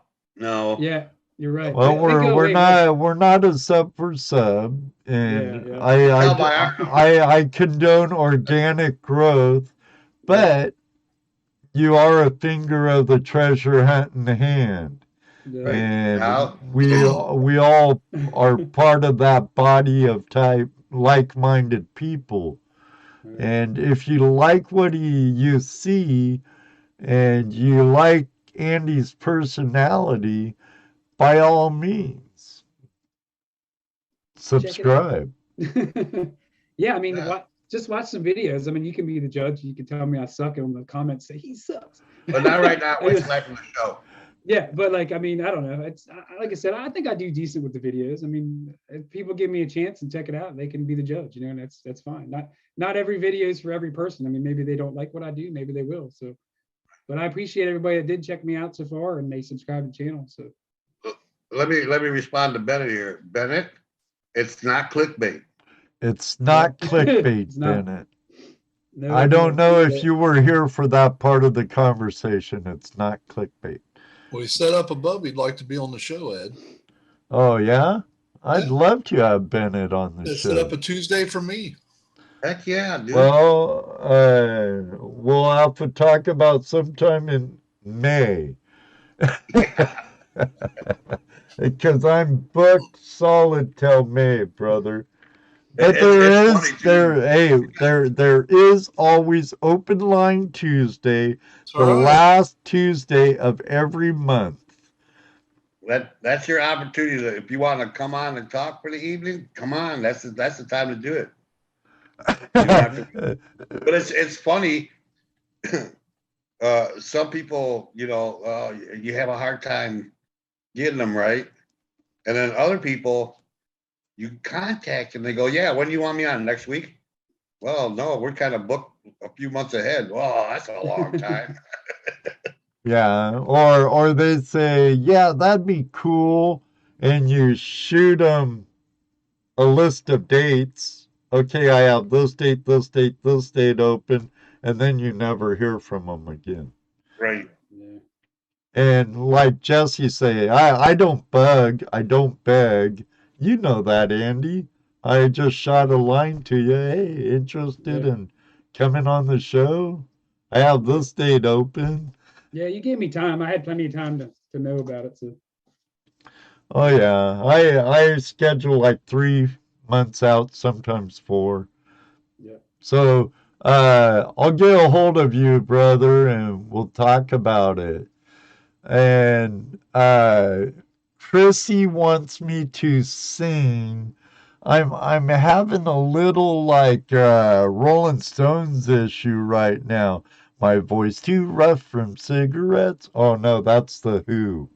I'm having kind of a Roger Daltrey moment right now. But she wants me to do my Iron Marvin, and well, we all do, Ed. Oh God. Sorry, Andy. I'll tell you right now, my voice has been... Especially Ron. He's been sitting there waiting. My voice has been deadly for the past 7 months. Pinch yourself before you say it, and it'll be higher. Hey, if I squeeze right here... no, but everybody knows we love our friend Ron for the Hills. Mining. I warned you all. See, my That's what happens then when you. my That's what happens then. analytics dropped down to less than 20. Bam. That's what happens when you start off doing stuff like that. Yeah, When you yeah. first come in and you did that for the first time, you were gonna have to do it. I was stuck. It's like the Ron thing. But I like Iron Maiden, and Ron's a really great guy and puts out a Yeah, we great know product. Ron. Ron's a great guy. Yeah. You're more than welcome, Outdoorsy Gallo. Blew the mic, I think. Probably did, David.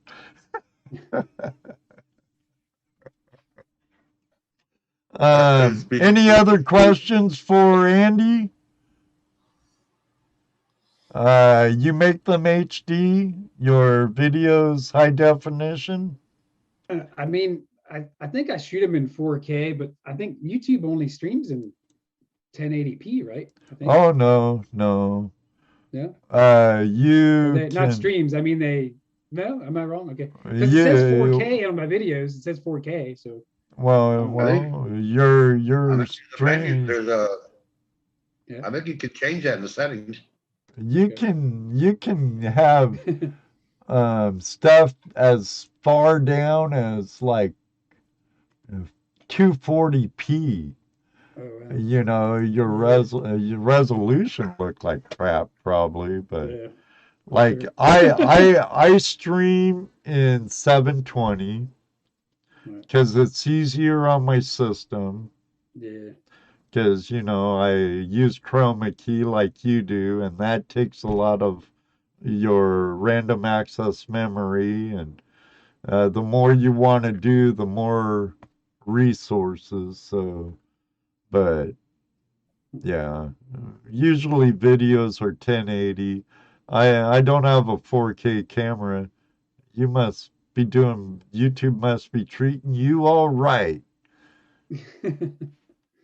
Right. Yeah. Yeah. I mean, also like the whole live streaming thing that you guys do. I mean, like I said, I just started that. So if anybody ever wants to tune in on Sundays, we do those as well. Like I said, it wasn't something that I really expected to do. I was doing it by myself, and it's like I mean, you guys, well, Ed, you have these two fellas here. You got Dan and I guess ToledoJess here. Helping you out, just kind of winging it, you know what I mean? Doing it by yourself, there's always like you want that wingman to throw in a comment, and that's why I brought in another guy to kind of help me out. But we had fun with it. It does make it a lot easier and a lot funner, and dead air is bad air. Oh yeah, right. Yeah. So if a single person is trying to read the chat and keep talking, it's really hard to do. Yes. So you wind up with dead air, and that's a turn off. So yeah. And the fact that there was 4 of us, but she didn't show up tonight. She's working late. Rose can you hear us. Yeah, our Magnet Fisher gal sister Rose from the Treasure Vixens. It literally takes not just us here on screen, but we have moderators out there in the chat room, like I said, or like I was telling you earlier, that take care and handle the trolls for us and do a fine job. Yeah. Without that, and I think that Ed would struggle to do the show by himself. Everybody does it. I've been there. And that's why I asked you guys for help. And then there's other guys that can get on there too. There's other people that can get on all by themselves and carry the show all alone. Yeah. But that's their personality. Yeah, and I don't have that. Be honest. So. Yeah, there's the whole like live stream things. Like it was like, I mean, it's snow on the ground here in Pennsylvania, and it's like I like the flow of my channel, and then all of a sudden, like I can't dig, I can't show vines, I can't, you know what I mean? So like I was seeing all these people doing live streams, and I was watching yours and theirs, and other people's, and I was like, oh, well, I could probably try that. And actually, the very first live stream I did was literally like this green screen behind me, which is no more than just it's like a bed sheet type of thing. And I didn't even know how to turn on the virtual background thing. And I talked to Nancy, Ambient Girl Digs, and I talked to her a good bit, and she's like, Andy, she's like, just go for it. She's like, hit the go live and just talk about stuff and just have fun with it. She's like, don't stress it. So I was like, you know what? Screw it. Tonight's the night. I'm going to hang up my green screen. I ain't even going to have a freaking background on the damn thing. I'm just going to leave the green screen up. And I did. And like, I actually called that very first one. I said Going Green was the title. It's called Going Green with Lost Boys Recovery. And I mean, people started popping in on the chat and they're like, hey, Andy, man, what's up? Next thing I know, I got like mad people lining up here in this chat. And I'm like, holy crap. I was like, people really like these things. I'm like, and next thing I know, I'm like, I'm starting to do more and more. And like, there's more and more people coming in, more and more people coming in. And it's like, I'm like, well, I might as well just keep doing these things because people were liking them. So I think one of the important things about doing live stream is that you engage with the chat room. Yeah. However you can do it, you have to engage with the chat room. Right. People like to be noticed. Yeah, you get yourself a couple of good moderators. Someone's going to do the job you want them to do. Especially as you get more and more people in the chat room. Because I tell you what, one of the problems we had in the beginning was we would get bombarded with trolls, and being busy doing the show, it's hard to see that, and stuff gets by you, and then next thing you know, people are fighting or whatever. But you get a good moderator. We got the top moderator on the Inner Zone. Let me tell you. Yeah, and if Nancy's in here, we have two of the best moderators in YouTube. Right. Well, I'm partial to Jaron. Well, I'm partial to Mr. Lodak too. He is the world's greatest moderator, but I did have to throw Nancy in there because she's great too. But Mr. Lodak's been with us for years. This dude spots them before they even get in here to say anything. Oh yeah. He goes, I smell a troll. Where's he at? Oh, there he is. Bye. And I go, what happened? What happened? Oh, nothing. Great. But yeah, even the three of us, I mean, I didn't catch all the questions tonight because I'm busy trying to keep you talking. Yeah. Right. That's where my focus is, which is why I don't talk in the chat room, guys. Yeah. And which is why I can sit there and jerk my chain all night. I'm trying to type to people as I see, because I have two screens. Like I said, I'm using your thing, and then I'm watching YouTube, and I'm trying to comment to people that say stuff. So it takes a lot of skills to be going back and forth. Yeah, well, I got the YouTube in front of me, but I have, like I told you, the Zoom interface in front of the video, so I don't watch the video. I don't see what they're seeing. I see us. So, wow, time flies when you're having a good time with the great guest. Right. Yeah, definitely. Yeah, and what was your show the other night? 3 hours long?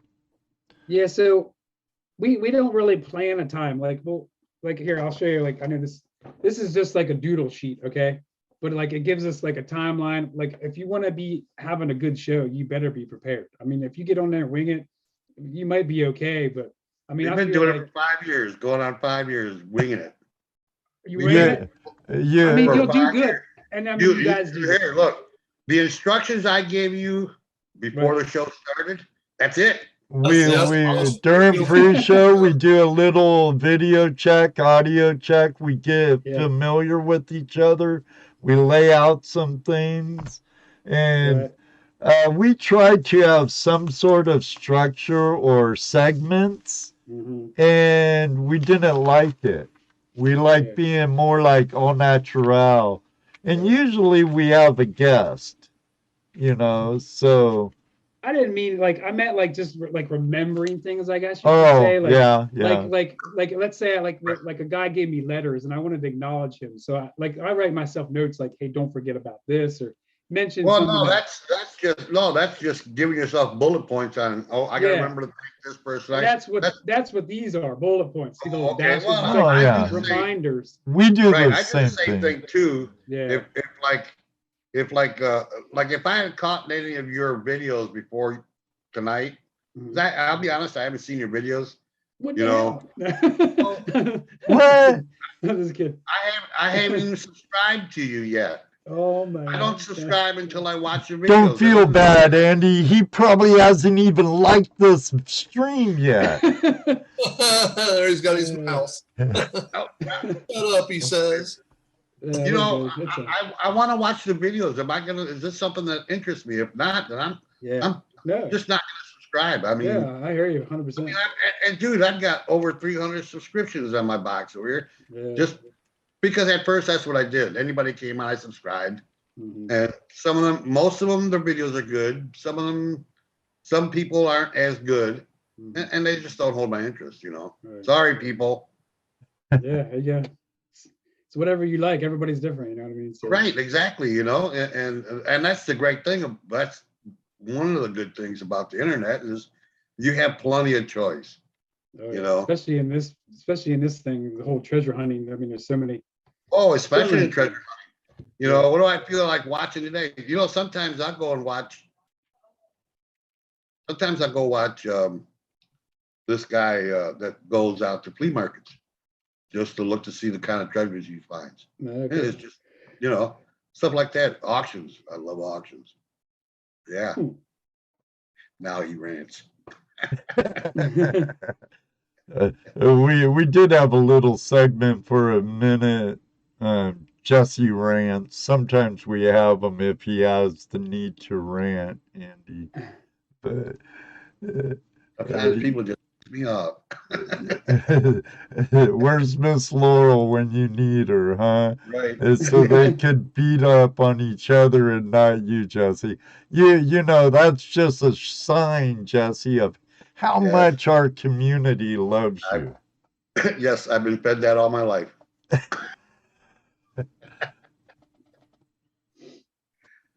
But yeah, basically we just, you know, this is what we want. We want to be spontaneous, talk about whatever it is you want to talk about, maybe whatever the chat room wants to talk about, let you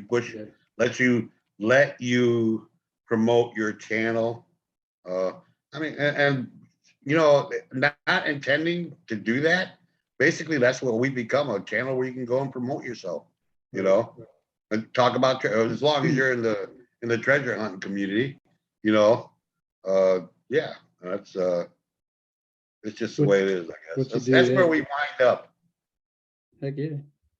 No, you know, it's a good way to do it, man. I mean, you gotta just have fun with, like you guys are doing. I mean, like I said, I try to watch your show as much as I can. I'm not always available to do so, but that's understandable. You have a good show here going for sure. I mean, I know, you know who Ski Searcher is, I think, right? So. Oh yeah, no, John. We were talking about your show a few days ago and stuff, and he was giving me some pointers and stuff. I think he's still in the chat. I don't know what's up with the squirrel. What's the squirrel mean as the emoji? That's me, squirrel. You know, because they keep doing the squirrel. If you've ever been with Ed prospecting or doing any kind of treasure stuff, okay, he's boom, boom, boom. Where'd I go out? He was just here. Where'd he go down? Oh, squirrel. I'm going over here. I'll be right back. 2 hours later, he's somewhere else. That's Ed. There's the squirrel again. Yep. You can sit at your campsite and just watch Ed. Yeah, Matt. Sorry. Digologist John, Ski Searcher Matt. Sorry, guys. Sorry. I blame it on my blondness. It slips through my strawberry once in a while. So many names for this guy to remember. But both Digologists, John was a great guest.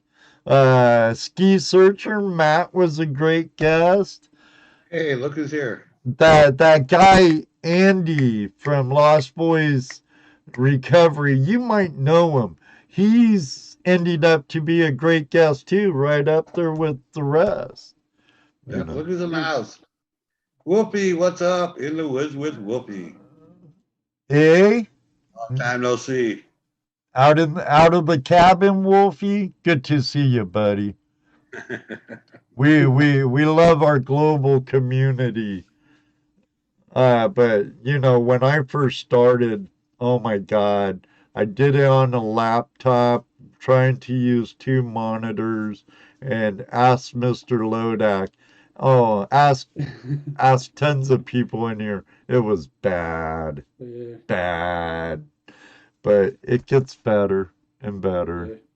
and better. I'm not touching anything tonight, just letting it. Well, When I look sideways like this, I'm looking at another screen. So the thing was when we first started, we decided how we were going to go with the show. right. And to this day, I will still say it. We are not professionals. No. We have absolutely no idea what we're doing, but we're having fun. Yeah. We're That's here every right. Tuesday. That's Yeah. We're having fun. We're here every Tuesday. Our chat's here. That's about what we do. It always works out. Yep. Yeah. I mean, when you stop having fun, really, is it worth it anymore? You know what I mean? That's Right. Exactly. That's exactly how I feel. Well, and at points, that's how you're going to feel too. yeah. I mean, Ed's gone through that.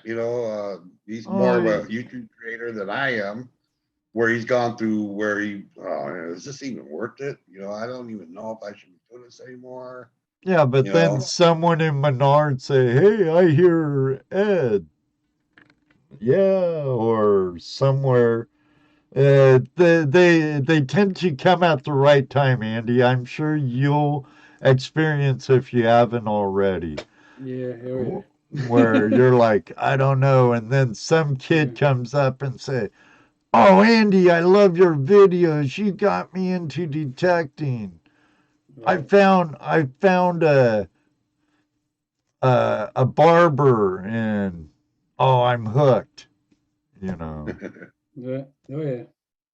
So our friend Terry Curry says, "Still miss In the Shed with Ed."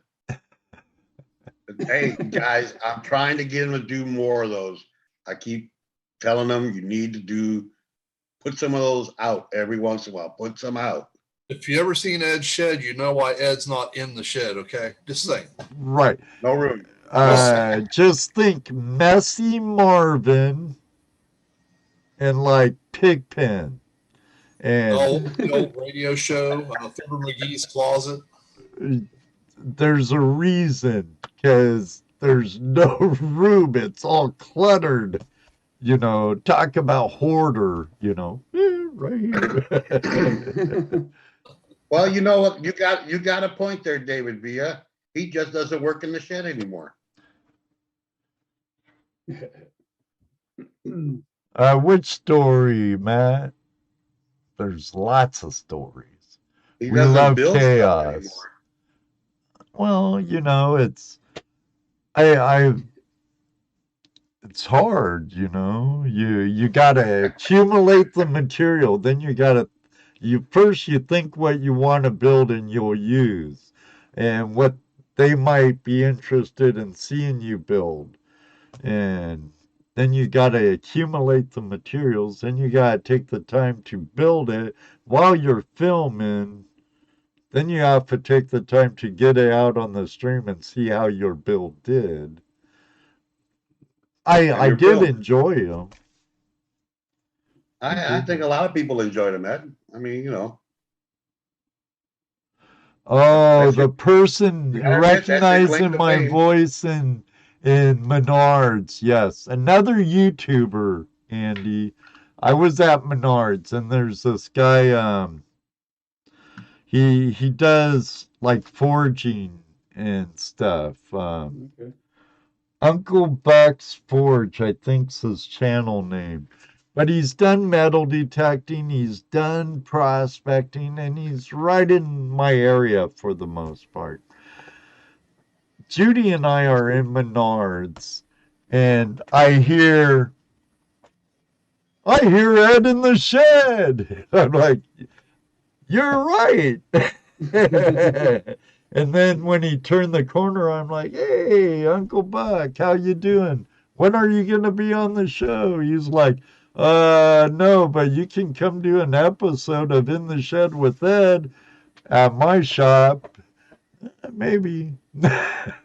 But, yeah, I would like to, but you could give your builds away. Well, yeah, but then they're shipping those builds. Oh my God. They are fun, and it's even more rewarding when they work as good or better than what you were hoping. But sometimes sometimes Ron, I do have them available at like Gold Rush days, Labor Day weekend at the Swank West property, so or in the shed with Ed raffle. There you go.